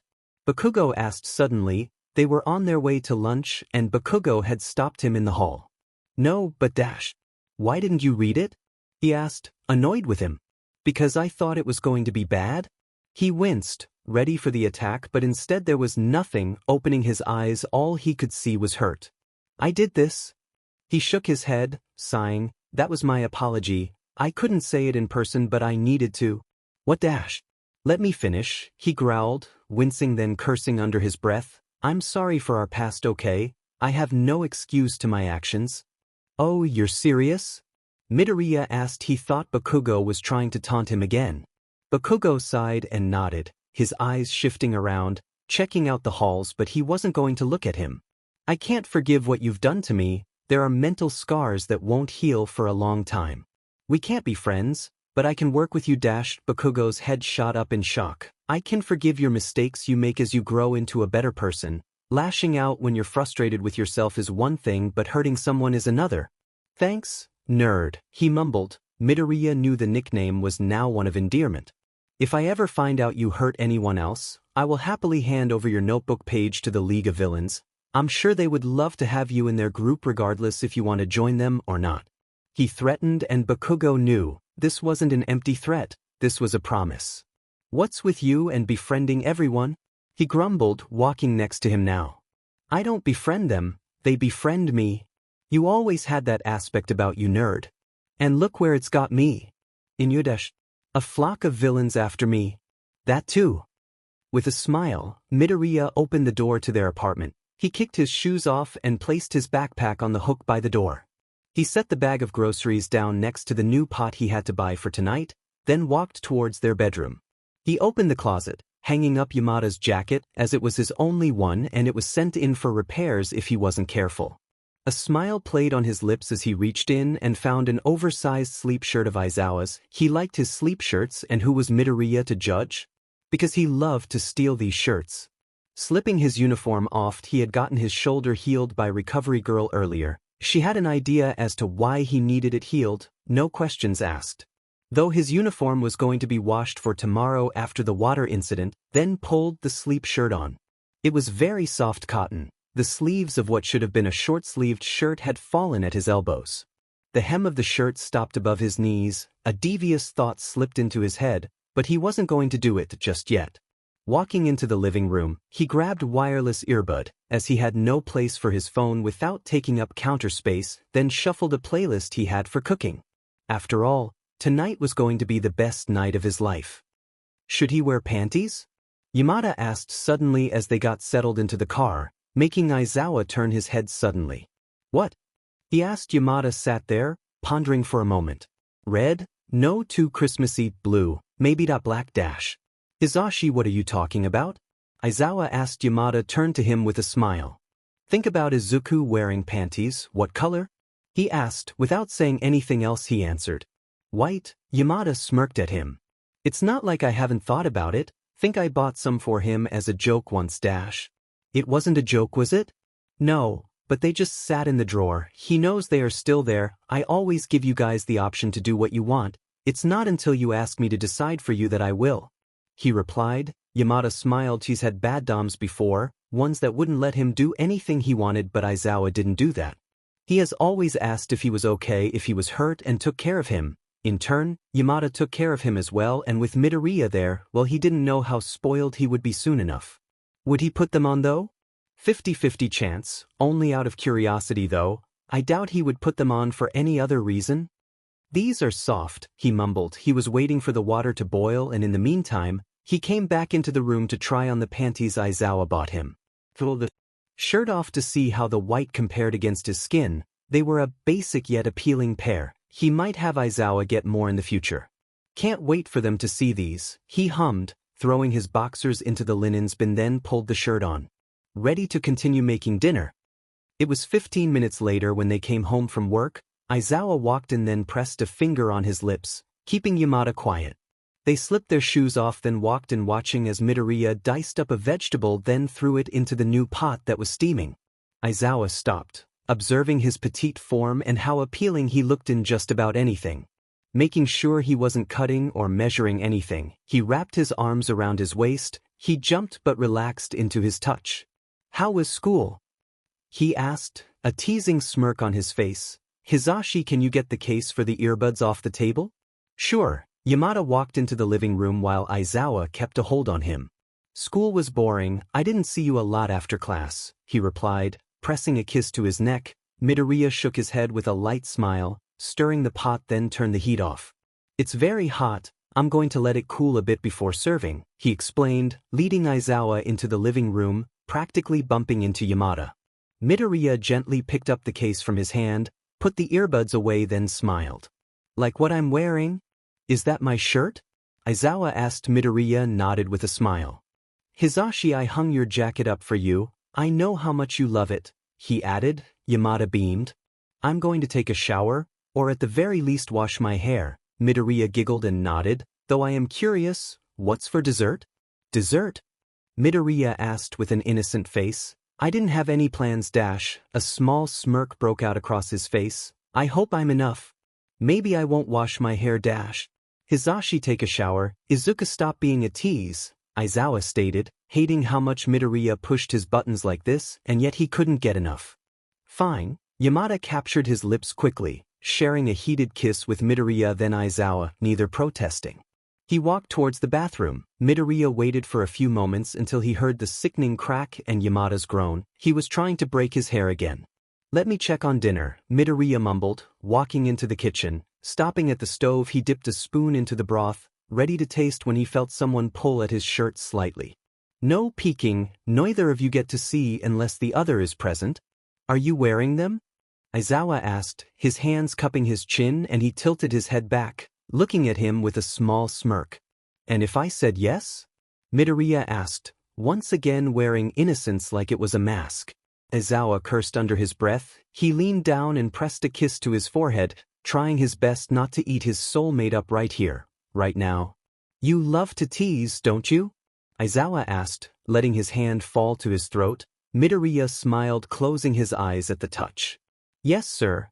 His eyes opened a crack to see the satisfying smirk settle across his face. "You make this very hard," Aizawa groaned, letting him go slowly. "It's my job, sir," he replied, looking back at the pot, then test a sip of broth. "Dinner is done." "Don't you dare." "Sir." He beamed, walking back out to the table where he had placements sitting there, not set out yet. Setting the pot down, he made sure to bend down at his hips, just showing a peek of the white lace against his slightly tanned skin. Aizawa walked by. Every ounce of self-control was being tested by his soulmate. The shower turned off and Hizashi walked out, a towel sitting low around his hips while another one was in his hair. "Why are you both like this?" Aizawa grumbled, sitting on the floor. Yamada and Midoriya shared a look before Yamada sat down next to Midoriya. Keeping the towel in place on his head, he leaned over and pressed a kiss to his lips. They sat there for a moment, smiling and kissing happily. Then Yamada pressed his hand against his throat gently, waiting for Midoriya to bear it, getting his permission. When Midoriya didn't, Yamada squeezed a bit. A breath between the kisses had set them all on edge. "Hizashi," Aizawa practically growled. Both men stared at Aizawa, testing his patience and self-control. "Dry your hair off." He knew his soulmate hated having wet hair. He was only out there to show off his body, which his soulmates were perfectly fine with, and to mess with Aizawa. Yes, sir, Aizawa groaned. They haven't even eaten dinner yet and they have tested him on so many occasions. Change into something comfortable, sir. You're still in your hero uniform, Midoriya asked, sitting on his knees. You're the only one who hasn't gotten comfortable. Fine. He rolled his eyes, but in reality, he was so occupied he forgot to change into the sweats he usually wore. Standing up, he walked back into the bedroom, the hairdryer going in the bathroom. It would be a few moments anyways before anything could happen because of Yamada. He pulled open a small dresser they had in the closet. The room wasn't that big and he was too lazy to keep things hung up all the time. Pulling out a pair of black sweats and a matching tee, he discarded his scarf and rest of his clothing, including underwear. He had a feeling he would be undressing within the next half hour anyways. Why put new clothes on?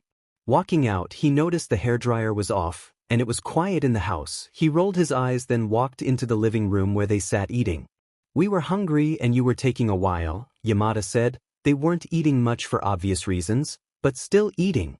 Thanks, Izuku, said Soulmate sat at the end of the table, Yamada, and Aizawa on either side of him. Aizawa grabbed food but was quickly distracted by Yamada's attire, or lack thereof. Why are you still in a towel? Why not? He challenged. His hair was dried for the most part and down. It distracted Midoriya quite easily. Something wrong with my hair? Can I play with it? He asked, knowing exactly what it sounded like. Yamada grinned and nodded.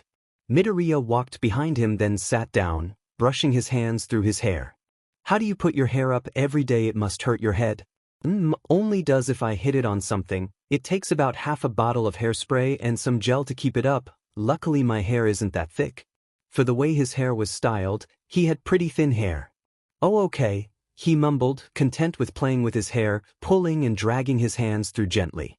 Ignoring dinner now, Yamada turned around and smiled. Cupping his hand, he whispered something into Midoriya's ear so quiet Aizawa couldn't even tell they were whispering. Sho isn't wearing underwear. Midoriya smiled widely. He stood up, though not before pressing a kiss to Yamada's cheek, and sighed. I can see why you only came out in a towel. It's hot in here, Midoriya commented. Yamada nodded, thought a sheet-eating grin sat on his face. He lifted the shirt up from the bottom and pulling it over his head. Something wrong? Yamada and Aizawa stared at him, lust clouding their eyes. Though Yamada was also smirking, they had full intentions to F with their dom. Want to sit down? Yamada tapped his thigh. Midoriya nodded. He sat down gently, his butt resting right on his D-dash.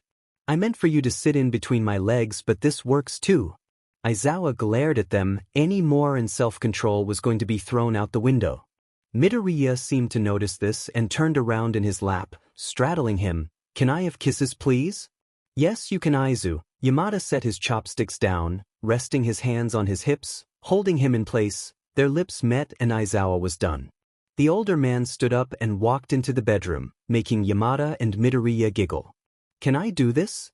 He dragged his butt over his crotch. Yamada gasped, but he didn't say anything. If you're going to play that game, then let's go to the bedroom. Yamada had no issue picking him up, his hand right under his butt. Yamada dropped him onto the bed and almost instantly Aizawa pinned him down. Is this what you want? He growled, kissing him harshly. Then he broke the kiss. Midoriya nodded, then Aizawa kissed him again, a bit softer this time. Look at how wound up he is, Aizu. Won't you take care of him? Yamada asked, laying on the bed next to them, watching with a smile, tempted to pull the towel down and lay there and... Yes, sir, he answered back, though Aizawa wasn't letting him get up. Sir, let me take care of you. Aizawa didn't say anything, though he was happier showing his soulmate how much he loved him instead of vice versa. Yamada seemingly sensed this and rubbed Aizawa's shoulder, as if asking him to ease up for a moment. He did, then watched as Yamada situated Midoriya in his lap. Take what's yours? He asked. Aizawa rolled his eyes at his two practically naked soulmates, then pressed his mouth against Midoriya's. Given that both of his lovers were older, they definitely had experience on their side. This did make the teen nervous, but as he was sandwiched between the two men, he prevailed. As of now, his mouth was being ravaged by Aizawa, while his back was pressed against Yamada's bare chest. The gruff man's hands were playing with the hem of his panties, slightly tickling the skin just above, causing Izuku to squirm lightly in his grasp. The younger boy could feel Aizawa smirk on his neck where he was now kissing, nipping, and skin making obvious marks that were going to be a beach to hide, but Izuku didn't really care at the moment. Though slightly peeved at the man's smugness, he could barely think straight. He was quickly overwhelmed by both their presence, no longer giving a dimmin what his dom was doing. Hizashi's taste as the blonde twirled his tongue around Deku's, rubbing a spot that had him miming when Aizawa also dragged his nails up his torso to play with his nipples. The shiver that followed after made Izuku aware of the Urkton poking him from behind, and he got an idea.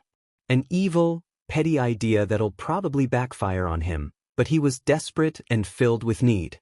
So without much more thought, the greenette grinded down intently on Shura's D-dash, causing the man to hiss in a sharp breath and his hips to stutter as his control faltered. Deku had about a second to feel prideful that he did that when Hizashi pulled back with lidded eyes and a smirk.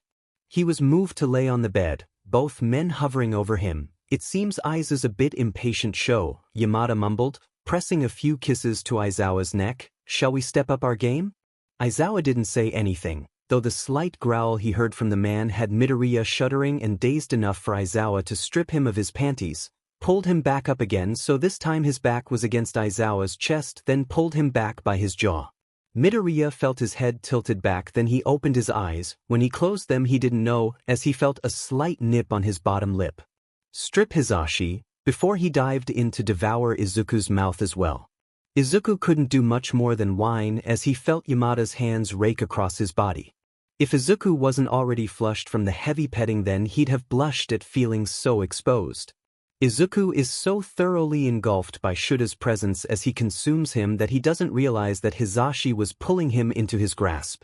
One hand behind his neck, the other resting on his chest, pressing small kisses and love bites against his tan skin, making him arch his back until the voice hero has his mouth on his left NPL.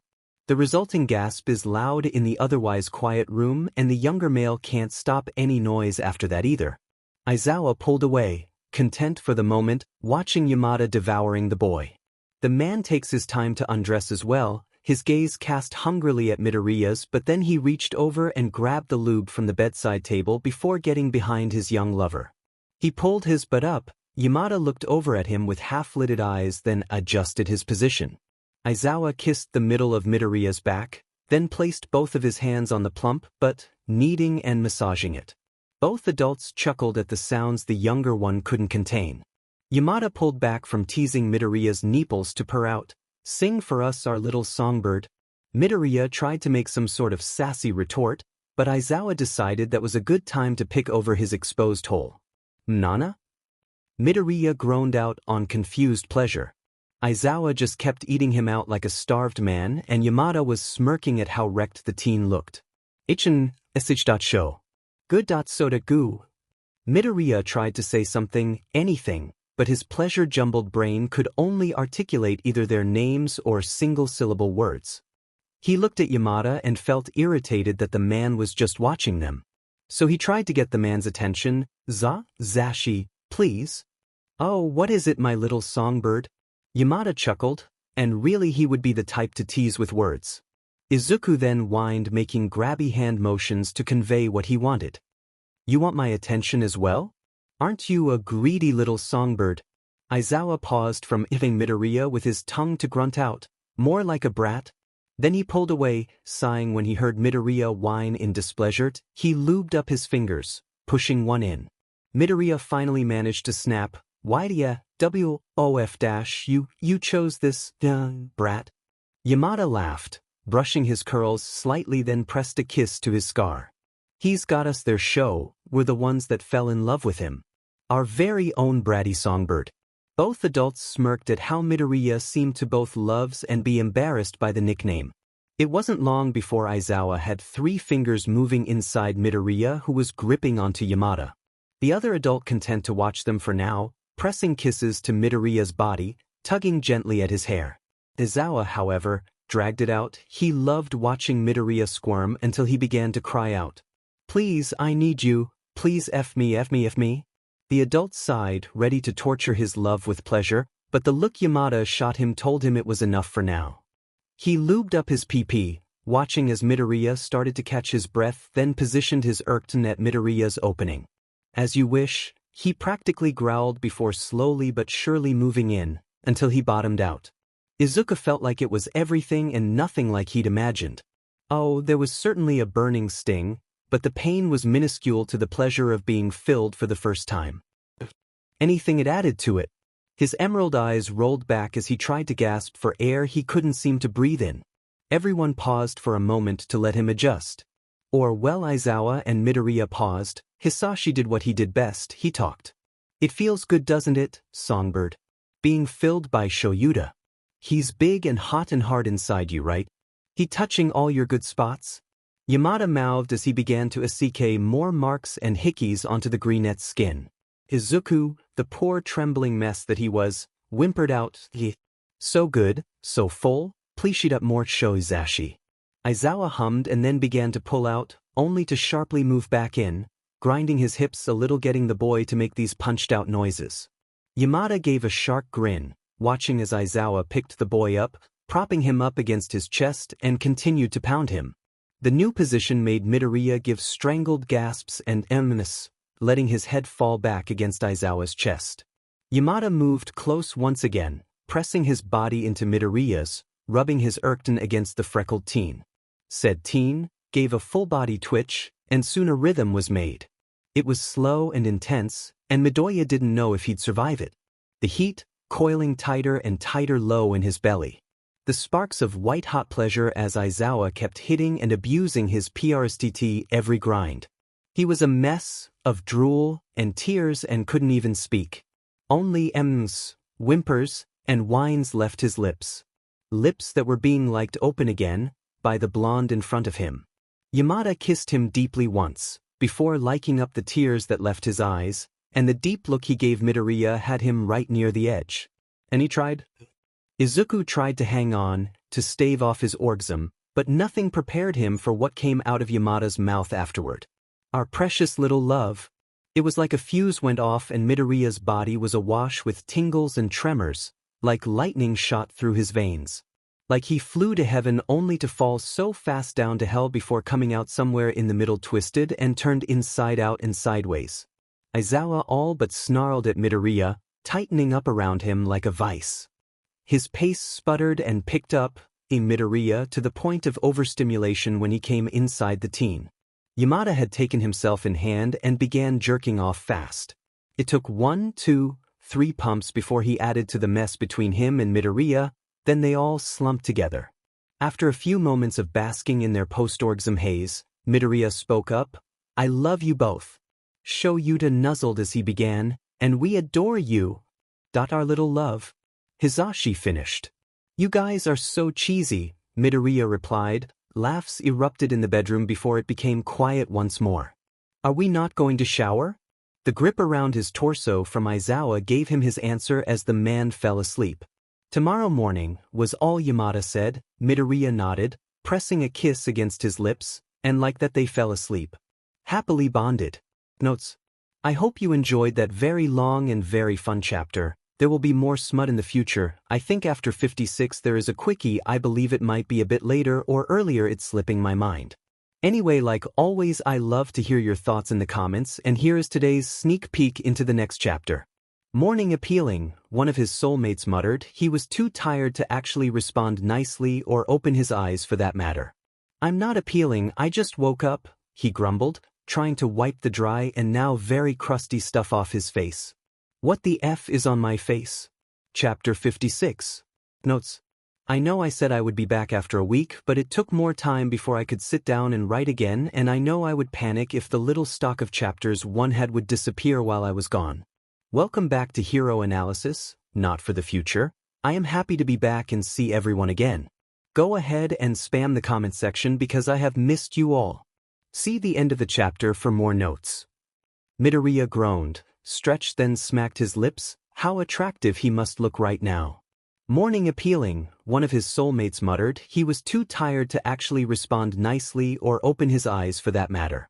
I'm not appealing, I just woke up, he grumbled, trying to wipe the dry and now very crusty stuff off his face. What the F is on my face? Aizu, open your eyes, someone giggled. Instead he shook his head, burying it into one of their chests. We must have worn him out last night. Last night? Midoriya's voice trailed off.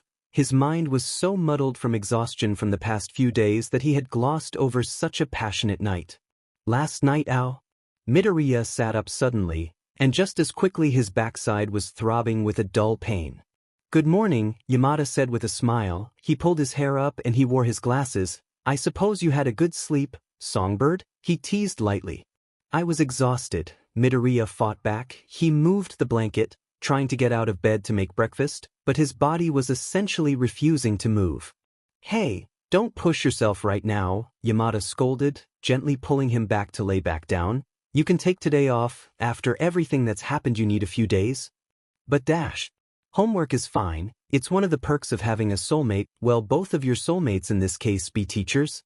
He smiled. Midoriya sighed. Laying back down, Aizawa lifted his arm and gently pulled Midoriya towards him.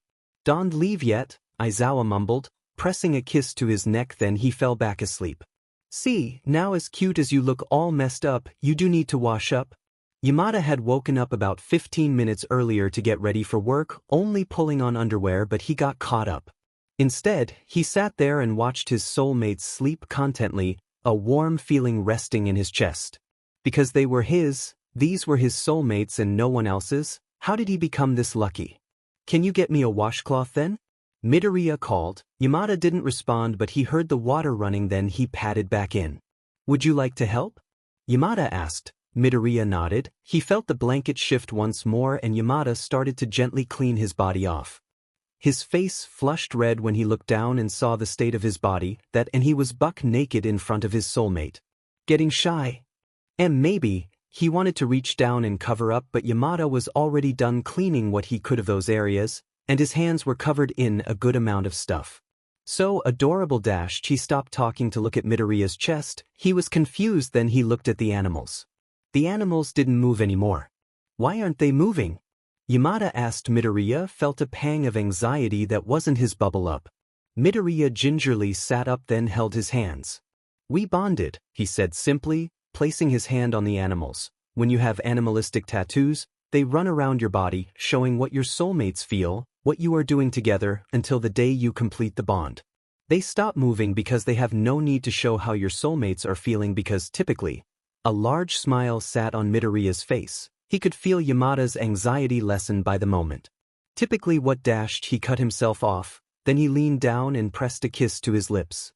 Typically you feel your soulmate's emotions? Yeah, they sat there, Midoriya leaning his head on his shoulder while Yamada let his arms drape over his body. We're so lucky to have you. I think it's the other way around. Before Yamada could debate, he pressed a quick kiss to his lips. Now can you help me get the rest of this off? I would go to the bathroom, but some people decided that it would be an issue for me. He sent a weak glare to Aizawa, who smirked lightly, his eyes still closed and an arm around his waist, though it had fallen and it was resting on his crotch now, then to Yamada, who giggled a bit and nodded. Okay, I will help you get cleaned up. Yamada took the washcloth and gently cleaned his face, a light smirk dancing across his lips. You like seeing me like this, don't you? Midoriya asked. Yamada nodded and Aizawa tapped his thigh. Ugh, perverts. Well, you're all cleaned up now. Do you want breakfast? Yamada asked. Midoriya nodded, laying back slowly. You know I'm ordering the food, right? I'm aware. Speaking of he pulled himself away from Aizawa to look at the man, then looked up at Yamada. If one of you burns another pot or pan again, you will be hit with said pot or pan. That clear? Crystal, though I would like to see you try, Yamada stated, crossing his arms. Midoriya rolled his eyes and cuddled back up against Aizawa. Are you awake now? Midoriya asked Aizawa. The sleepy man behind him only groaned. I guess. We still have school. To top it all off, we have finals coming up too. He groaned. Midoriya giggled slightly. Any papers you wanted me to look at and translate for you? He asked, having nothing better to do than sleep and watch videos on his phone. We clipped them together for you if that's okay? He asked. It was especially hard for Yamada because the students were writing the letters similar to characters at times, so it was really hard to decipher what was what. At times it was easy to tell it's his job after all, but when the handwriting is as bad as his soulmate's in his notebooks. It was decided he would take time to look them over. Perfectly fine, just leave a few pens for me with the papers. He closed his eyes, content with the small kisses his soulmate left on his neck and around his shoulders. We have to get showered and dressed for school," Yamada called from the kitchen. Midoriya giggled as he groaned. "We can't call off?" He called back. Yamada walked in, on the phone trying to repress a giggle. "No, I'm talking to Namuri and asked her if there was anything going on today, just finals and planning them with the staff, no big deal." He replied. Aizawa swore under his breath, pressed a kiss to one of the many love bites on Midoriya's skin, then got out of bed and into the bathroom. "I'm very lucky," Midoriya mumbled, watching as Yamada bustled about, spraying his hair and talking on the phone. He watched as he flipped his head down and sprayed, still talking on the phone, "is witchcraft. There's breakfast on the table for you." Yamada pointed to the side table with pancakes and orange juice, a very American breakfast. "If you don't want to get out of bed you can order lunch and one of us can help you on our lunch break, or you can make what you want, it's your kitchen." Midoriya giggled and nodded. "At least today is Friday," he offered. Aizawa sighed and walked to the side of the bed he was laying on, then pressed a kiss to his lips. "If you're up for it, maybe you can help us plan the finals. They are the same teacher V.S student battles." And, Yamada chimed in, "With your observational ability they would have thought you researched this. Besides, you know your classmates better than they know themselves, I think, and we don't want to put the bonded with each other for obvious reasons. If I somehow came up with a suggested list of people to be paired up against which staff, you wouldn't mind, would you? A puzzle like this would keep his brain occupied for a good hour or so and the homework another hour. It always took an hour trying to read Kaminari's handwriting. Then we would have more time to cuddle with you. Homework is being postponed, so what we have to grade is what we have." Midoriya beamed, then made grabby hands towards Yamada. "Kiss?" he asked, knowing they had to leave now. Yamada rolled his eyes, then leaned in for a quick kiss. "You're too adorable for your own good." Yamada pulled away, then he started to walk out. "Call us if another villain is trying to attack you. Might just talk their ears off instead," he called back as they walked through the hall. This eared a scoff from Aizawa and a loud chuckle from Yamada. "I love you." Midoriya smiled when he heard a small chorus of "I love you too" from both soulmates. The door shut and locked, and now he was alone for the next 6 to 8 hours. His stomach growled when he remembered he had a very American breakfast to try.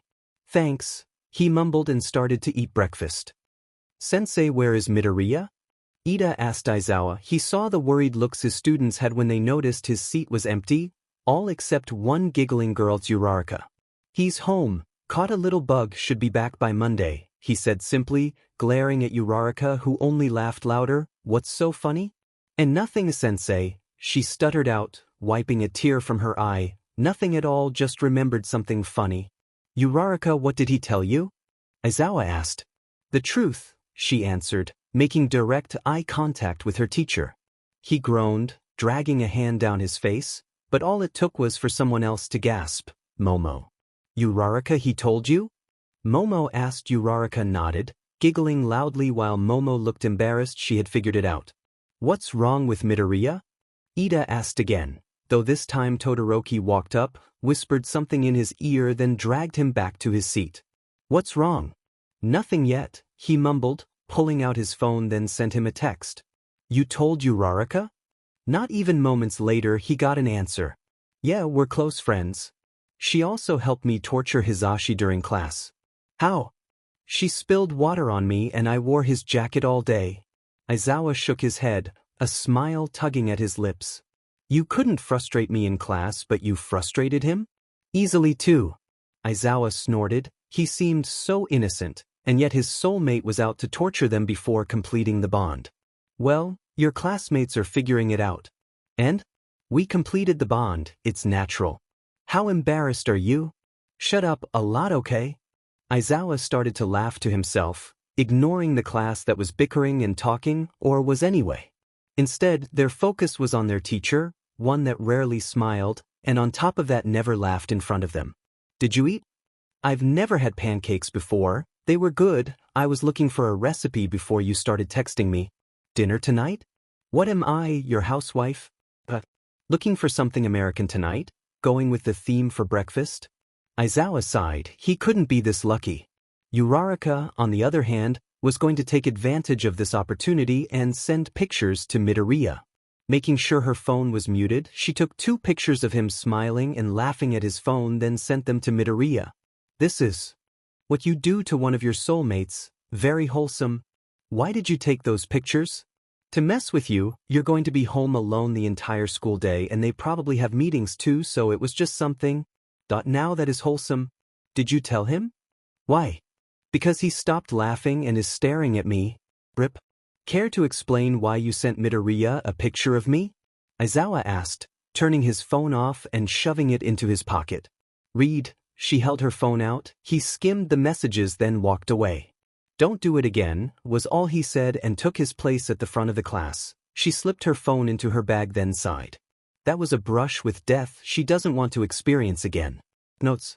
I've missed you guys so much. The updates will be a little spread out instead of every day as I have school and work now, so I'm trying to set a schedule for everything together. Here is your sneak peek into the next chapter, and because I love and missed you all, the next chapter will be posted shortly after this one. Smiley face. Chapter 57. Notes. Here is today's next chapter. Look at the endnotes to see the new schedule. Smiley face. See the end of the chapter for more notes. Midoriya was frustrated, to say the least. It wasn't even noon and he was getting antsy. On top of that, he had to use the bathroom and wanted to clean up the bedroom. But he hasn't tried moving since this morning and he didn't want to. Might as well try again, he mumbled. Swinging his legs over the edge of the bed, he stood carefully. The dull, throbbing pain was practically gone. Almost instantly he scurried into the bathroom, ignoring clothes in favor of relieving himself. Once he finished, he washed his hands, then took a look at his neck. He giggled a bit to himself when he saw all the marks and love bites littering his skin. They couldn't help themselves, now could they? He walked back into the room and slipped boxers on, not in the mood to wear anything frilly he couldn't lounge in, and grabbed another sleep shirt that was folded up in the dresser. Is this Hisashi's? Shrugging his shoulders, he pulled the shirt on, then he started to clean up from last night's dinner that had maybe a full serving gone and the rest was thrown away. And from the takeout they had for breakfast. What messy soulmates, he mumbled. A sly smile grew on his face.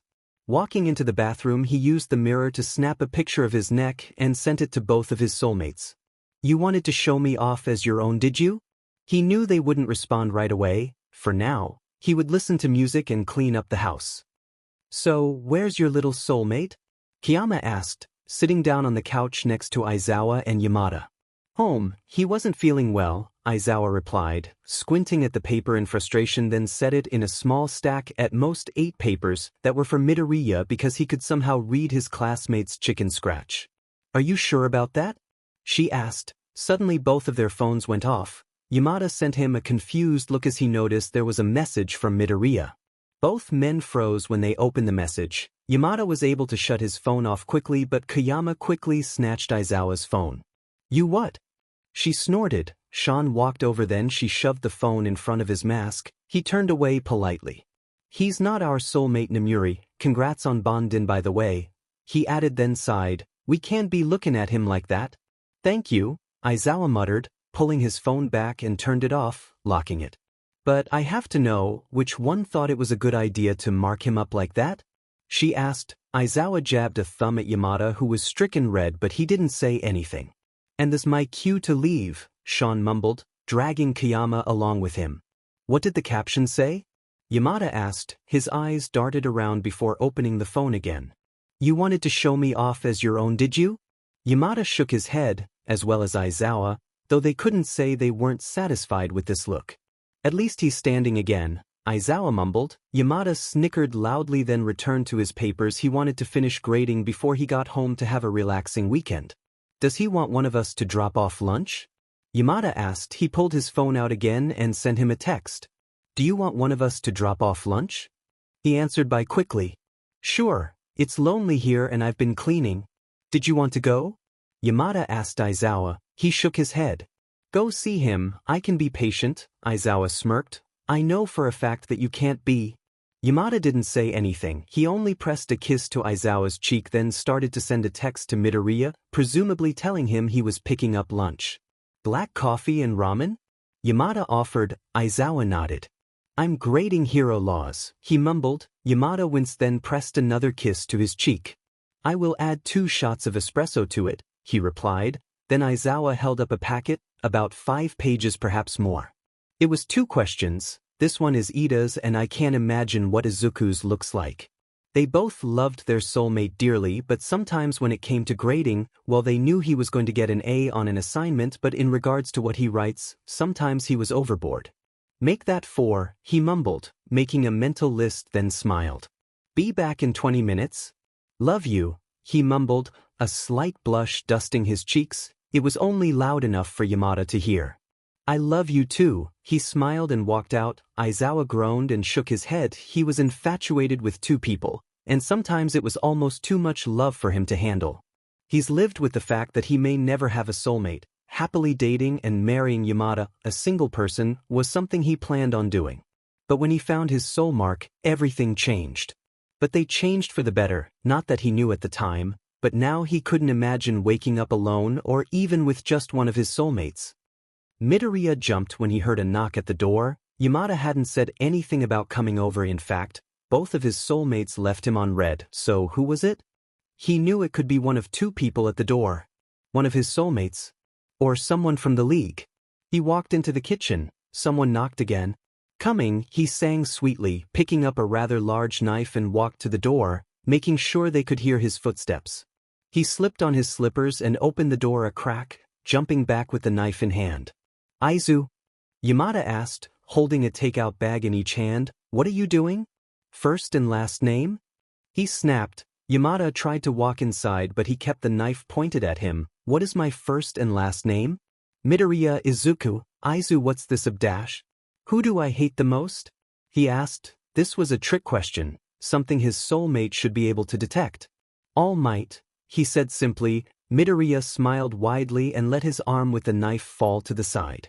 Wrong answer, the imposter sighed, kicking his shoes off and closed the door. Ah, I thought you hated All Might the most. Yamada mumbled. Midoriya kept the knife up, his stance lowered as he watched the imposter take a seat at the table. Won't you join me for lunch? Name? Midoriya asked. The stranger rolled his eyes. We will talk over lunch, he replied. Midoriya watched as he opened the bags, setting out the containers. Well, sit down, I don't have much time. Can you change back? Midoriya asked. In this form he couldn't analyze his quirk. I can, would you like me to? They asked. Midoriya nodded wearily, slowly taking a seat at the table. All right then. Midoriya watched as the form melted away into sludge, almost clay-like. Who are you? He asked again, watching as the blonde happily let the rest of the disguise melt away. Then she started to reach for the food. With his phone in hand, he slowly approached the table. Someone very interested in you, she mused. He cursed under his breath. That wasn't very nice. Well, I was expecting my soulmate for lunch. He sighed, sitting down and set the knife down. They were on opposite sides of the table. But I have a new partner. Tell me, what is your name? He smiled sweetly, almost bashfully, hoping this would work. While his hand was below the table, he flipped to his camera and started to record the situation. Since you put it so nicely, Toga Himiko, our leader wanted me to scope you out, but when I saw your soulmate leave to get you lunch, I just had to come here first to meet you. She pushed an unopened carton with chopsticks in front of Midoriya. Aren't you hungry? You are a villain, correct? Yup, she smiled, then her face grew into a bigger smile. You thought I put something into your food? It's a logical option, would you mind trying some for me? He asked, opening the box. From what he could see, she had no venom glands or anything that could cause him harm around her mouth, besides her surprisingly sharp teeth. He opened the carton of ramen, then used the unopened chopsticks and wound some of the noodles up. You're going to feed me?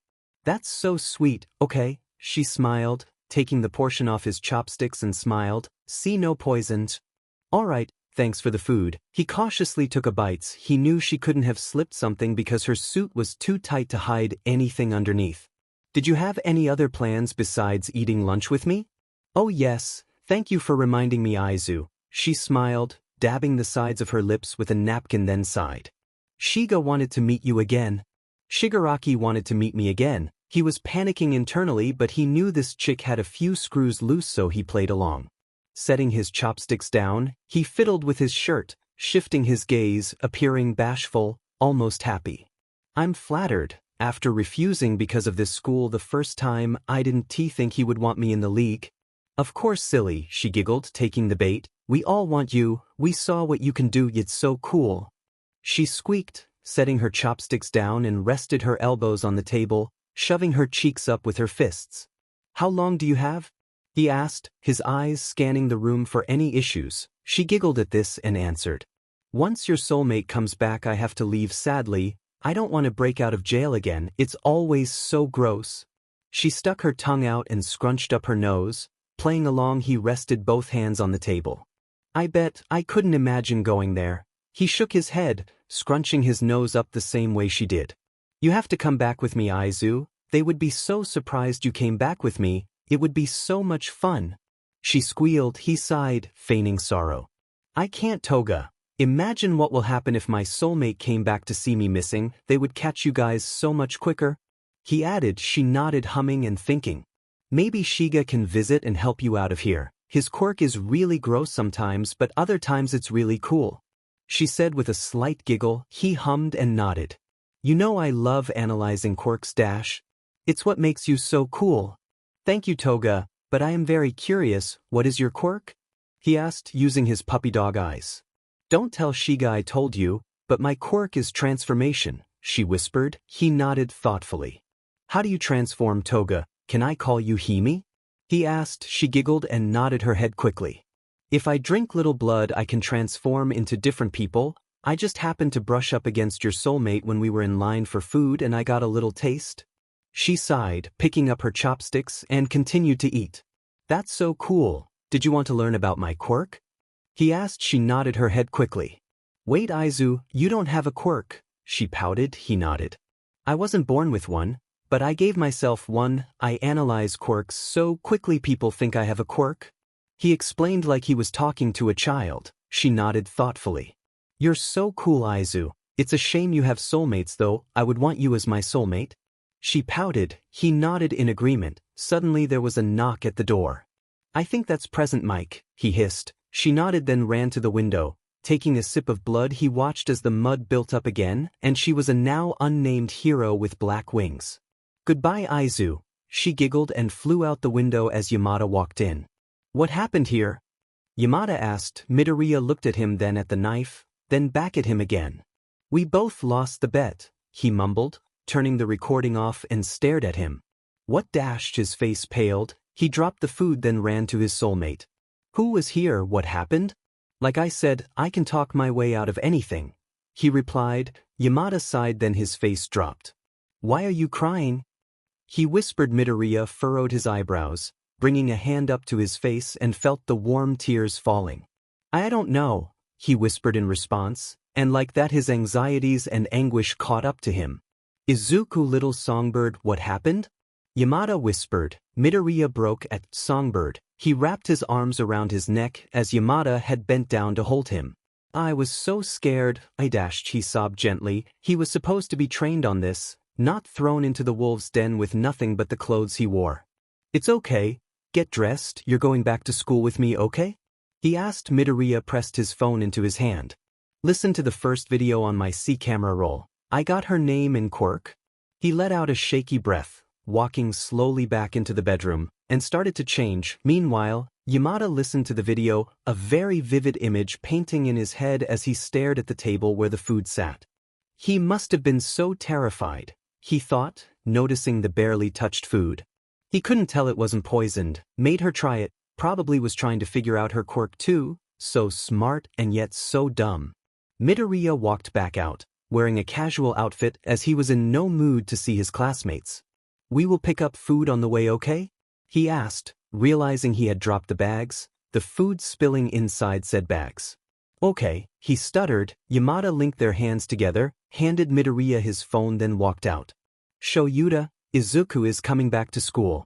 Something happened, not safe to explain over the phone, but meet me in Nedzu's office. Love you too. Yamada turned the phone off, then looked down at Midoriya, who hadn't stopped fidgeting, his eyes darting around the area. Songbird, you dash. I'm not safe. Her name is Toga Himiko. Quirk transform. If she drinks the blood of someone, she can transform into them. As she nicked your hand or something and was able to turn into you for a few moments, I doubt she got more than a drop. He whispered, keeping his head low. Yamada looked at his right hand, and sure enough, a small cut, almost like a paper cut, was sitting below his knuckles. We're almost at the school. Did she tell you anything else? He asked. He nodded, taking a deep breath. Shigaraki still wants me. I lied and said I wanted to join again. I have a permanent invitation to the league, Mike. He replied. Midoriya didn't feel safe enough to use his real name in public right now. Okay, Midoriya, almost there. They rounded the corner to the building. That was when Midoriya turned around. Yamada could sense the personality shift. He clutched his hand tighter and smiled widely. Hi, Hime. He sang loudly. She giggled, though she was still in the form of the hero. You knew it was me? She asked. He nodded, dropping Yamada's hand, and rocked himself on his feet. He looked as crazy as Toga did. I knew you were following us. Only made sense after all. Duh, of course, you knew, you know everything, she giggled, walking closer. He pointed to the top of the gate. Be careful, Hime. There is a dangerous sensor that will lock the building down if you get any closer.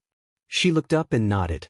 Thank you, Aizu. I almost got my cover blown. Her eyes darted to Yamada, who stood ready to fight. What will you do about him? My soulmate? Well, he can't die. It will hurt me too, Hime. We're soulmates, it's how it works. He sighed. If Yamada didn't know his soulmate as well as he did, he would have thought he was being for real. That's sad. Anyway, I just wanted to say hi before I had to go back to the league. She waved and smiled brightly. Tell Shiggy I said hi. He smiled and waved. She ran out of sight before grabbing Yamada's hand and pulled him inside. He collapsed, tears flowing down his face. We are going to see Nedzu. He must have seen all of this on the camera or hasn't seen it yet. Shoyuda is waiting for us. Midoriya let out a shaky breath. They walked the halls hand in hand together. What you heard dash was nothing more than an act. I could feel it in the bond eyes. You were lying and holding on just barely. Yamada stopped walking and pressed a gentle kiss against his lips. I am so proud of you for getting through that. Why didn't you step in? Midoriya asked. His soulmate had every opportunity to, but instead let Midoriya lead this. Because there will be a day that I can't protect you from every danger out there, and you are more than capable even now. I watched that firsthand. I shouldn't have reacted the way I did earlier, and I apologize for that. For now, though, we have to talk to Nedzu and Sho. Midoriya nodded. They continued to walk down the hall, then they stopped at his office. Let's get this over with. Midoriya pulled the door open, smiling at the principal. Guess who lied to the league again? I'll give you a hint, he isn't happy about it. Notes. As you can tell, I am a sucker for Midoriya being able to just fall into acts to save both himself and others, and you bet villain. Deku is making an appearance in this FIC, it's only natural of course. As promised, here is the new update schedule. Friday. I have class that day, but I can post right after in the afternoon. Tuesday, Thursday, Sat, and Sun are the days I work, and I will be doing homework and writing in between. And here is today next preview. I'd say you did pretty well then, minus the part when you kinda explained your own quirk. Someone spoke up. Midoriya turned around to see Hawks leaning against the wall. I made a few phone calls. It seems we really do have to train you, as unfortunate as it is, Nedzu replied, knowing his student would be dying to ask the hero questions for his notebooks. I hear you study people and their quirks, and you attract villains like seed attracts birds. Now tell me. He walked towards Midoriya, his gleam predatory. What's my quirk? Chapter 58. Notes. Alright, yesterday was me being super happy to be back and I posted early, but after today I will be following the Friday updating schedule for my own Sanity XD. That being said, enjoy the new chapter with the newest hero to join the bunch, smiley face. See the end of the chapter for more notes. I can see that, Nedzu hummed, though he wasn't happy either. I suppose you are willing to agree to the arrangement, Yamada? Arrangement? Aizawa asked. Yamada had completely forgotten to discuss the idea Nedzu had. It had slipped his mind. Nedzu and Midoriya think it's a great idea for Midoriya to infiltrate the league, not now of course, but when he's had some training dash. Sure, everyone stared at Aizawa for a moment as if they misheard him. As much as I hate seeing him go out to fight, it will happen eventually. And seeing as how he attracts villains like a magnet, might as well train him to fight them off. Or, in his case, talk his way out. Nedzu and Aizawa shot him a look that read, "What did you say this time?" He fished his phone out of his pocket and pressed play, narrating some parts that were a bit hard to hear. I got her full name and how her quirk works, along with a confirmation on the leader's quirk, as if I didn't already experience it. She also proved I have an outstanding invitation to join the league when I feel like it, and may also think I'm only at UA to gather info before I join them. I'd say you did pretty well then, minus the part when you kinda explained your own quirk, someone spoke up. Midoriya turned around to see Hawks leaning against the wall. I made a few phone calls. It seems we really do have to train you, as unfortunate as it is, Nedzu replied, knowing his student would be dying to ask the hero questions for his notebooks. I hear you study people and their quirks and you attract villains like seed attracts birds. Now tell me, he walked towards Midoriya, his gleam predatory, what's my quirk? Right now? He squeaked, trying to scrape together what information he had on him. To see the full extent of your quirk, I usually observe fights. You show off naturally the most of your quirk unless you're trained not to dash. He noticed Hawk's gaze hadn't changed. He kept his arms folded but his wings folded tighter. But from what I see, may I? He gestured to his wings. Hawks stared at him then nodded, spreading them a tad for the boy to inspect. He raised his hand gently and waited for him to give him a signal to touch them. The pro raised an eyebrow and raised his wing until it hit his hand. Midoriya gasped almost instantly, they aren't real wings, amazing. How did Hawks felt the panic rise in him. He has spent months with no one talking about his quirk, the government erasing him every time he went under, and yet this boy just held a wing and figured it out. Naturally, a bird has a bone structure similar to a human's arm, average human without a quirk that is, but your feathers solidify and make this bone structure so you can fly. I bet you have a base, something that keeps them tethered to your back, but even then I doubt they would be made from actual bone, seeing as how the feathers fuse naturally to make the bone. How your nails and hair are the same genetic material. He rambled, poking gently at the hardened feather structure, keeping his boundaries of course. He didn't notice the look of horror that drew across his face, how Hawks was refraining from ripping his wing out of the boy's grasp. He felt so violated in a way that's never happened before. You might be able to distribute your feathers, it explains how you are able to help so many people at once, but that might be your weakness. To take you down, all you would need to do is either attack a building full of civilians or somehow dash. He lifted his head up only to see the look of horror resting his face. The minute he knew people were staring, he turned his head, pulling his wing out of his grasp gently. You're scary, you are a really scary kid. His mask slipped for a moment, it can't happen again. He turned to Nedzu, feeling the need to close his wings even tighter than usual. You sure he isn't a villain? He could joke, but the way he read his quirk just by a simple touch and observational ability was too freaky. He had to be a villain, right? Nedzu could tell. The moment the boy went too far, he looked like he regretted every word. How when Hawks asked if he was a villain, instead of getting angry, he looked so scared. It seemed he had found his weakness after all. Certain, though for your sake I don't think you should anger his soulmates, Nedzu replied, walking to the safe while Hawks observed the scene he had created. Aizawa was still leaning against the wall, but this time his gaze, now glare, was focused on Hawks. Yamada pressed a hand into his shoulder, focused on soothing his soulmate while glaring at him. The pro stiffened up. For some reason around this kid he wanted to let his guard down, the most irresponsible idea, and if the people at HC found out. Midoriya shook his head, brushing his soulmate's hand off his shoulder, then dropped his gaze. It's fine, I went too far and I apologize, Midoriya replied, bowing slightly towards him. Guess if you wanted, you could see something worse? Worse than that, how you just defined my quirk that the government has kept hidden from people. What could be written notes on all of UA's staff, heroes around Japan, and quirks of my classmates and the other classes? I take it back, this is both worse and interesting, he mumbled, immediately grabbing a book and flipping a page. The sturdy hero read riot. His voice trailed off, then he snapped the book shut. This is your quirk? I'm actually quirkless, sir. he replied. Hawks stared at him, then Nedzu, annoyance resting on his face. The kid was being modest. If HC found out there was a kid like him in this school. You can't be quirkless, there is no way you are, he replied. Midoriya chuckled, a small smile resting on his lips. He doesn't want him to have a quirk. HC wouldn't take him if he was quirkless. I'm glad this counts as a quirk. Having a quirk would have saved me a lot of trouble in the past, he replied. Hawks wincing, knowing too well what kind of trouble he was talking about. Why can't he stop thinking about everything? What is this kid doing to him? Shidai dashed. It's fine. Any questions you have about Maya quirk? He asked. The winged hero looked at the pile, then noticed one red notebook in the safe. What's that one? The red one? Villains. I figured if I can observe heroes that easily, then why not villains? It's who usually stalks me anyways. Midoriya nodded to Nedzu, who pulled the book out. Hawks took the book and opened it to the first entry, then the second, and saw blank pages before the rest of the book was filled with other villains. Why are these blank? He asked. The book was about filled, spare the middle.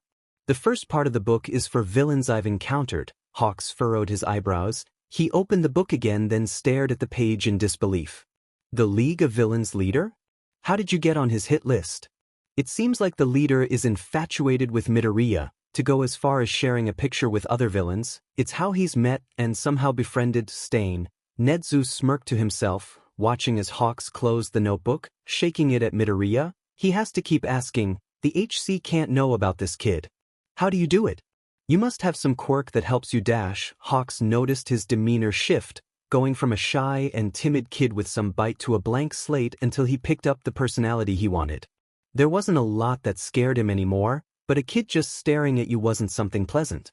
Midoriya smiled widely, his eyes gleaming with something that screamed, psycho, then suddenly stopped, and he was once again just a shy kid. What the dash?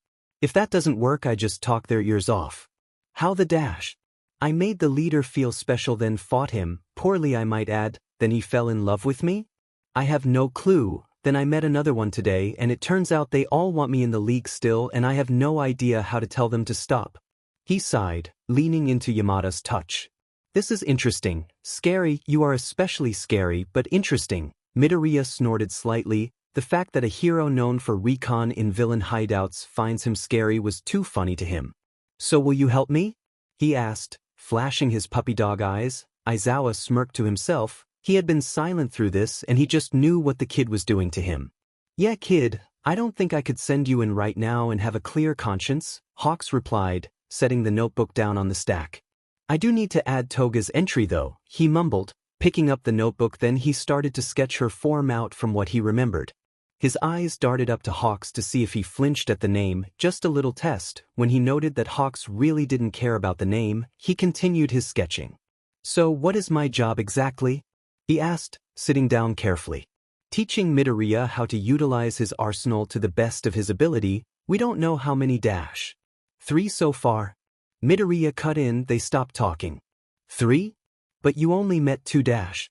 They have a warp gate, Kurogyri. I've only met Shigaraki and Toga. Kurogyri is their warp gate, and based on how childish their leader is, I would say the babysitter. He replied. Nedzu's smile faltered for a moment. How do you know their names? He asked. Without looking up, he replied. Toga calls him Shiga a lot. Kurogyri was thrown around during the USJ attack. I have no solid picture for him, but he has an entry in the book. Hawks pulled the notebook out of his hand the minute the pencil lifted for a moment. Hey, what page? He asked. Midoriya shrugged his shoulders. Hawks rolled his eyes and started to skim the pages. Well, I'll be damned. I think we might be partners on this, Midoriya. Why? He asked. Hawks ran a hand through his hair because he was about to take a kid, not into a den of wolves but a den of monsters. This Kurogyri was the one I've been tracking. He's what brought me back to the city, Hawks explained. I was sent to infiltrate his group and bring him back. Warp gates are very rare. You obviously know this. Well, if we're talking about the same guy, then we're partners now. You're going to take him out without any training? Yamada asked. Hawks shook his head.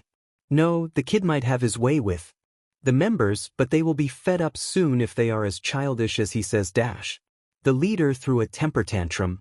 They are exactly as childish as he says. He corrected himself and continued. So I can't let him go without some training, but I wouldn't be able to go in. I may be able to help from the outside, but getting everyone is a job for him to do. Why can't you go in? Aizawa asked, glaring at the winged man. Kurogiri knows who I am. He would know this was a setup the moment he saw me and warped the league away. He replied. Aizawa nodded. Midoriya gently grabbed the notebook back and continued to scribble things down. So, friends with Stain? Nice guy when he doesn't want to kill you. Of course you would say that. Hawks huffed. Already was this kid making a good impression on him? He was already getting attached to the kid that attracts villains. What do you mean? Midoriya asked, looking up with a confused face. Nothing bad, just, you got a good heart, kid. I'd hate for you to go through something that would change it. Trust me, Hawks, I've been tortured most of my life. I don't think they can hurt me more even if they tried. Notes. I am trying to, I guess, bring up more of a sarcastic side Midoriya would have in canon. He is a bean, yes, but also a bean that will kill you if needed. So while he doesn't have a quirk, I amped up the sarcasm and the precious bean that will murder you vibe. Remember, the next update is Monday, and here is the preview. Midoriya let his head fall back onto the bed, then he sighed. He was happy that he was being spoiled like this, but at the same time his mind travels elsewhere. Aizawa seemed to sense this and rolled over, spooning Midoriya. What's on your mind?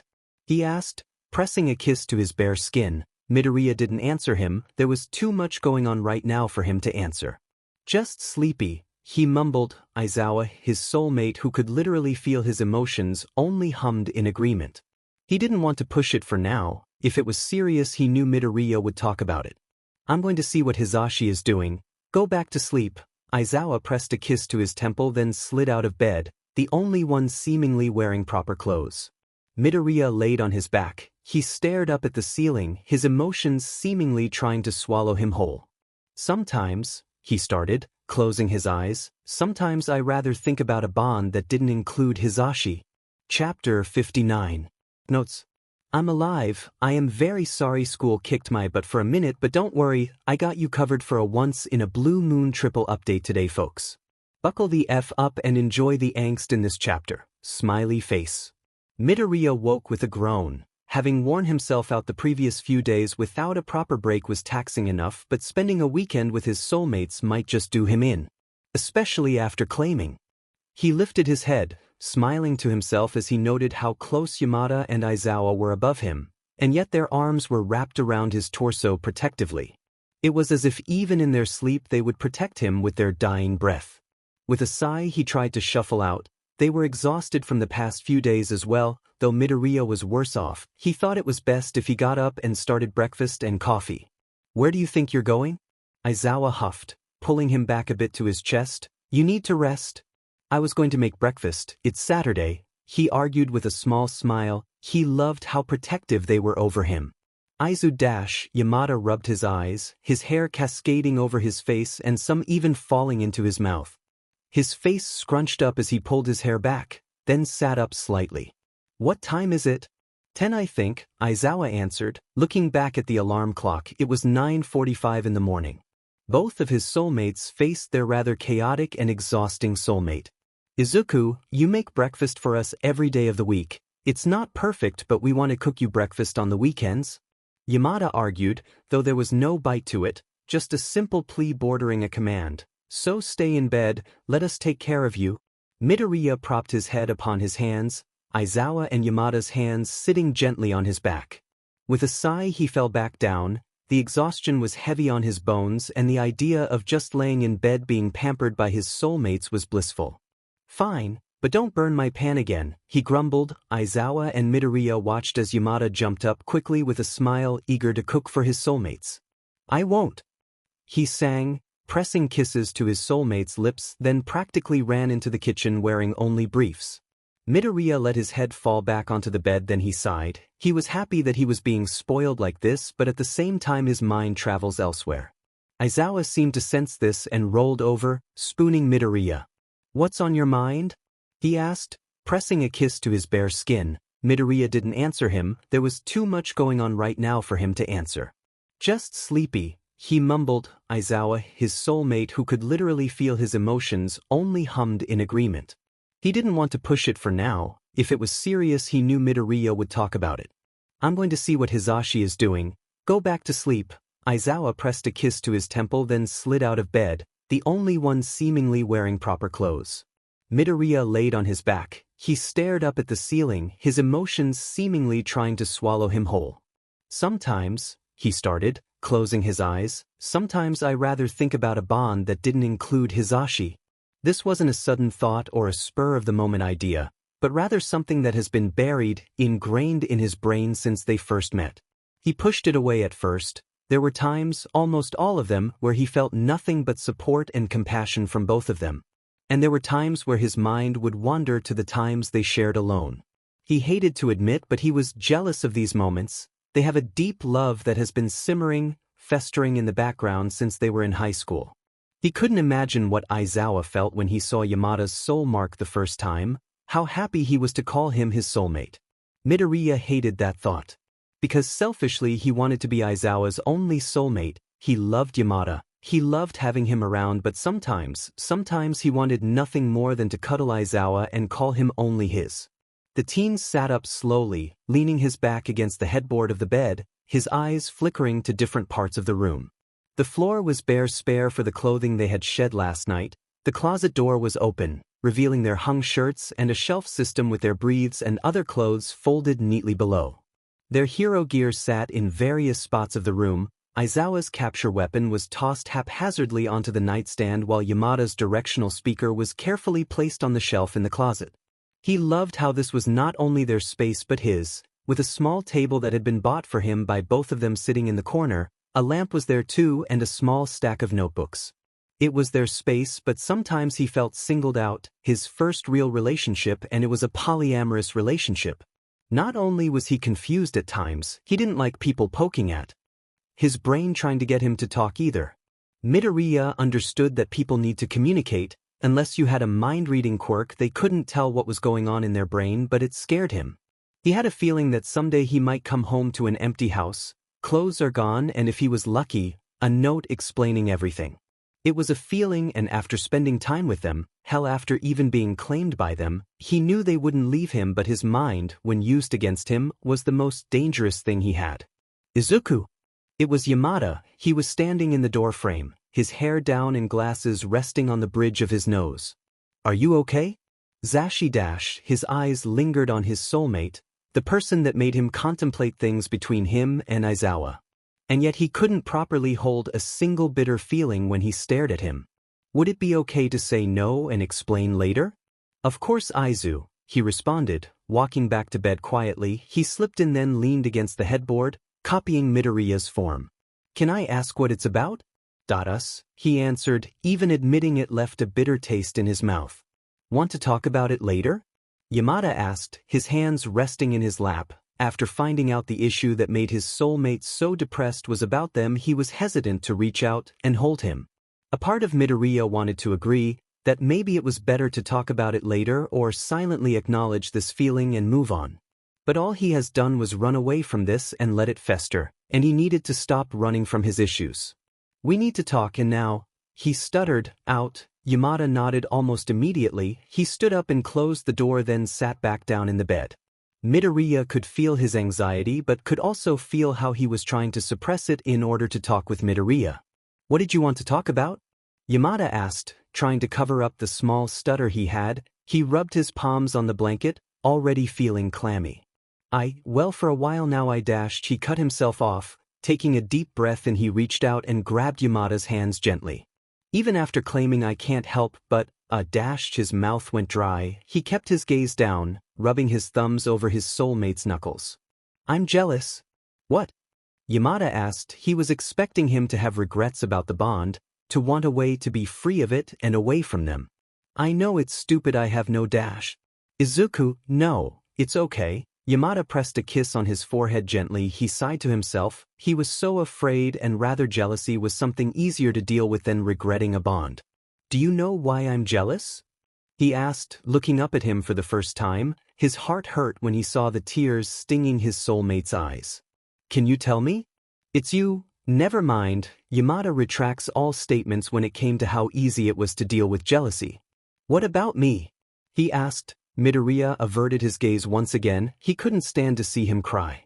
I am jealous of you and Sho's past relationship, why you guys know so much about the other and I just dash she sighed, letting Yamada's hands go gently, his hands resting in his lap. I don't want to see you upset because I feel this way. I was jealous too, Yamada said simply, reaching out and grabbing his hands gently. You and Sho were building this amazing relationship, he was so protective of you, so gentle towards you. We had something in the past, I doubt it ever went away, but I knew that when he found his soulmate, we had no room for it. I was so jealous that you had his attention, all he would talk about is you dash. What? He only talked about how caring you are, how smart, how talented, just how amazing you are. He brought his hands up to his lips, pressing a gentle kiss to the back, Yamada's gaze never leaving Midoriya's. I found myself falling for the soulmate I couldn't put a name to yet. I thought you would reject him and I found myself secretly happy that you would because I don't know, maybe I could get either of your attention. Yamada sighed, his eyes falling to their joined hands. I bet Sho was jealous of us. Though we are still getting used to the other, there are times where you wear my jacket and I feel like the luckiest man in the world while he grumbles about it. Midoriya giggled. Aizawa was one to be jealous over something so small. Are we okay? Midoriya asked. Yamada shook his head with a smile, his brows furrowed. We weren't ever not okay, just needed to talk about something is all, he responded, letting Midoriya's hands go, then opened his arms. The teen only smiled and fell into his bare chest. Yamada pulled his legs up and over his lap, making Midoriya straddle him. He only adjusted his position, noting how both were considerably naked, Midoriya wearing someone's shirt and boxers while Yamada only wore briefs.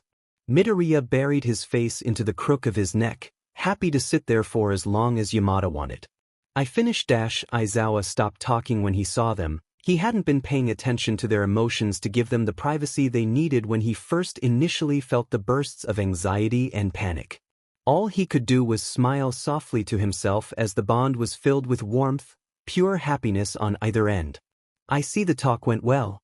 How did you dash? Midoriya stopped talking, figuring he could feel their emotions and assumed since the door was locked. What did you make for breakfast? Rice and eggs, it's all I can manage, he replied. Midoriya switched his position so he was now sitting in Yamada's lap. The older man wrapped his arms around his torso, perching his chin on his shoulder, watching as Aizawa brought over trays to eat their food in bed. Thank you, Sho. Midoriya pressed a quick kiss to his lips as he took the tray of food for both him and Yamada. Aizawa sat next to them, handing Yamada his bowl and chopsticks and waited. Midoriya lifted a piece of the rice and egg up to his mouth, his eyes widening in shock as he chewed. This is dash, he swallowed, unable to really find the words for it. Sho dash, Yamada swallowed without seemingly breathing. Terrible? He sighed, feigning hurt. I thought you guys would like something I made for a change. And no, it's great. Real dash, Yamada shot him a look. After trying to be forward, he was already trying to please his soulmate instead of telling him the truth. Okay, it's really bland, just needs salt and pepper. Really? Both asked. Midoriya nodded, pointing at the rice and egg. Yeah, the eggs are fluffy and the rice is nice and sticky, just unbelievably bland. I don't know how you did that actually.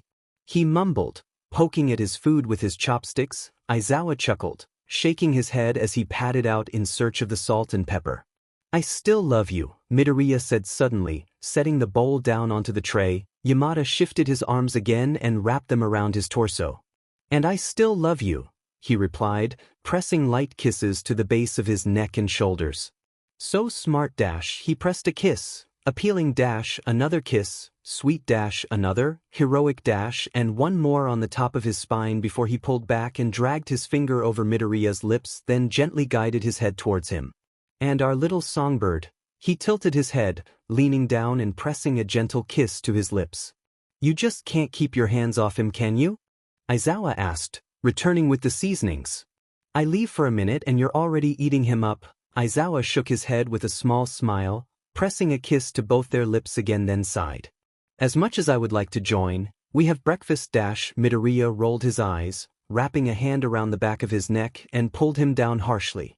He pressed a firm kiss against his lips, his tongue teasing a tad but then pulled away. Join us. My Katsudon dinner didn't matter when you claimed me. Why are rice and eggs stopping you? He muttered, Aizawa sighed, pulling his shirt off, then moved the food off the bed. How far? He asked, taking his place in front of Midoriya, who had lifted his but only to grind it on Yamada's crotch hungrily.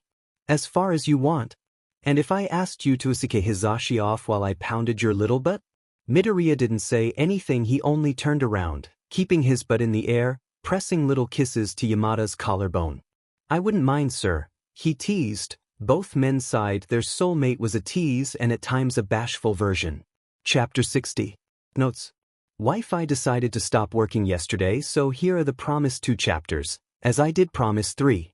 Hope you enjoy. Midoriya turned over with a sigh, liking his lips of what remained from Yamada's rather large load. We were going to have a lazy day, but this works too, Aizawa grumbled, feeling protective of both his soulmates.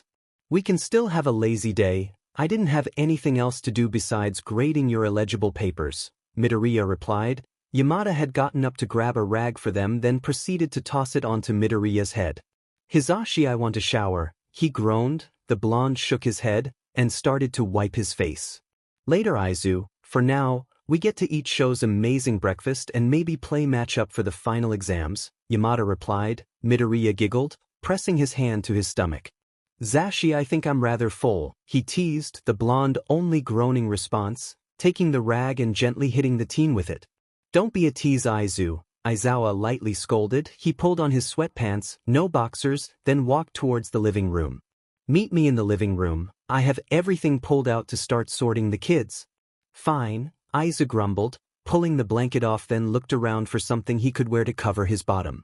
Instead, he grabbed the long shirt he was wearing before and tugged it on, stretching, then turned to look at Yamada dramatically. He placed his hands on his hips and posed with a giggle. You like? Very much so, Songbird, he sighed, grabbing the briefs he was wearing before and pulled them on. Midoriya scrunched up his nose and shook his head. Ooh, aren't you going to change them? He asked. Yamada shrugged. I showered in the early morning, they're clean, he argued, and Midoriya didn't have the heart to say, 1 a.m. isn't the early morning when you have yet to sleep. Let's go see what Sho has for us. He giggled, then made grabby hands towards Yamada, said Soulmate chuckled, and held his hand out. Midoriya happily grabbed it and pulled Yamada out of the room. Aizawa sat at the table, papers and folders laid out in front of him, his hair was pulled back and a cup of coffee sat in front of him. Final exams, Aizawa started. Yamada groaned, pulling his hair up into a bun and grabbed the glasses that he had left in the living room. There is a practical exam, doesn't change, you're just fighting the robots from the first exam, but Nedzu has a special exam for you instead. Not Nedzu, he let his head fall to the table, it stung, but nothing was worse than a test from Nedzu. I thought you would be happy to hear this. Yamada rubbed his back. Aizawa shook his head. He's a close friend, as close as a principal and a student can get, but when it comes to being a mastermind he lifted his head from the table to glare at his soulmates. His quirk is officially called high spec. He will kill me. Fair enough, but I think you will like this news. Yamada picked up one of the folders and handed it to Midoriya. The teen grumbled about his test but nevertheless plucked the folder out of his hand and opened it. Every year the second part of the exam is different. This time it's a fight. We are fighting teachers? Midoriya asked, peeking his head out from the folder. Aizawa nodded with a frown. Your job, because Nedzu trusts you know your classmates better than I do. And I doubt he's wrong, Yamada cut in. Aizawa nodded his head and continued. You have the honor of pairing up the available teachers with teams of 2 students from your class. He lazily gestured to the mess of papers skewed across the table, profiles of the students and teachers. How attached are you to these papers? Midoriya asked, sorting them into neat stacks of teachers and students, alphabetically of course. Not at all. Why? You won't see the margins clean again, was all he said as he grabbed the pens and papers from the table and ran back into the room with a giggle. I don't think Nedzu thought this through, was all Yamada said. Aizawa nodded his head, then looked down at the stack of papers that were left. While he does that, we have written tests to finish. Aizawa grabbed one of the remaining pens and started to check off a list. As he did that, Yamada reached for his laptop, signing in, and started to look through the test he started to edit a few days prior. Midoriya, on the other hand, was having the time of his life. He sat on the bed, the profiles of the teachers tapped to the wall. He already knew the teachers participating well enough, but it was the students he was making notes on. The profiles, he noticed, were done at the beginning of the school year, so they hadn't been updated with their new abilities. Not even compatibility was taken into account here. It was easy enough to place a student with a teacher, like Jiro with Yamada, essentially a loud versus louder fight. But finding someone who could partner with her without updating the profiles was a bit harder. "Oh, he will hate me," Midoriya mumbled, scribbling something down on Koda's profile and tacked it up with Yamada and Jiro. His soulmate hated bugs, and the fact that Koda's quirk was a knee voice made the likelihood of using that aspect of his quirk even higher. But no one else could work with his quirk. Jiro was the only with a sound-related quirk in the class, and it only made sense in his heads to help Koda get over his anxiety even a little. As a rule, he kept the soulmates separated, already marking on the profiles who were bound to who in the class. He made little notes about the ones who were bound, what their soulmate aided them in, and what they didn't. Who would show help the most? He mumbled. He held up Yaoyorozu's picture, a small smile resting on his face. Yamamo needs the help right now. It wasn't a surprise when he figured out Yaoyorozu was having confidence issues. If there was any teacher out of this pile that could help her, it was going to be Aizawa. "Oh, this should be fun," he mumbled, taking the scribbled down papers of Kaminari and Mina and posted them under Nedzu's picture. The bottom two against the principal. He would find this highly amusing. His eyes flickered to the other pictures, picking them up with ease and setting them down on their corresponding teachers. Power Loader might have difficulty with this one, he muttered to himself, placing Ida and Ojiro's pictures under the teacher. "Izuku," Yamada called, knocking on the door gently. "How's it going?" "You won't like your matchup," he called back. Yamada groaned loudly. "Will either of us face you?" It was Aizawa asking now. Midoriya only giggled, running to the door and cracking it a tad to face them. "That wouldn't be fair. Besides, all soulmates are split up. Soulmates don't fight together all the time, and they need to know that. For as crazy as it is to have this many soulmate pairs in the class, it won't be like this in the hero field," he responded. Yamada giggled to himself, pressing a kiss to Midoriya's forehead. "And I see why Nedzu let you decide the matchups. We just wanted to see what you were doing since it's already been 30 minutes. Yamada smiled and walked back into the living room. Aizawa didn't say anything, but the small kiss to his lips said more than he could at times. Midoriya shut the door with a smile, a newfound hope and excitement bubbling inside him. "Now for the rest of my classmates,"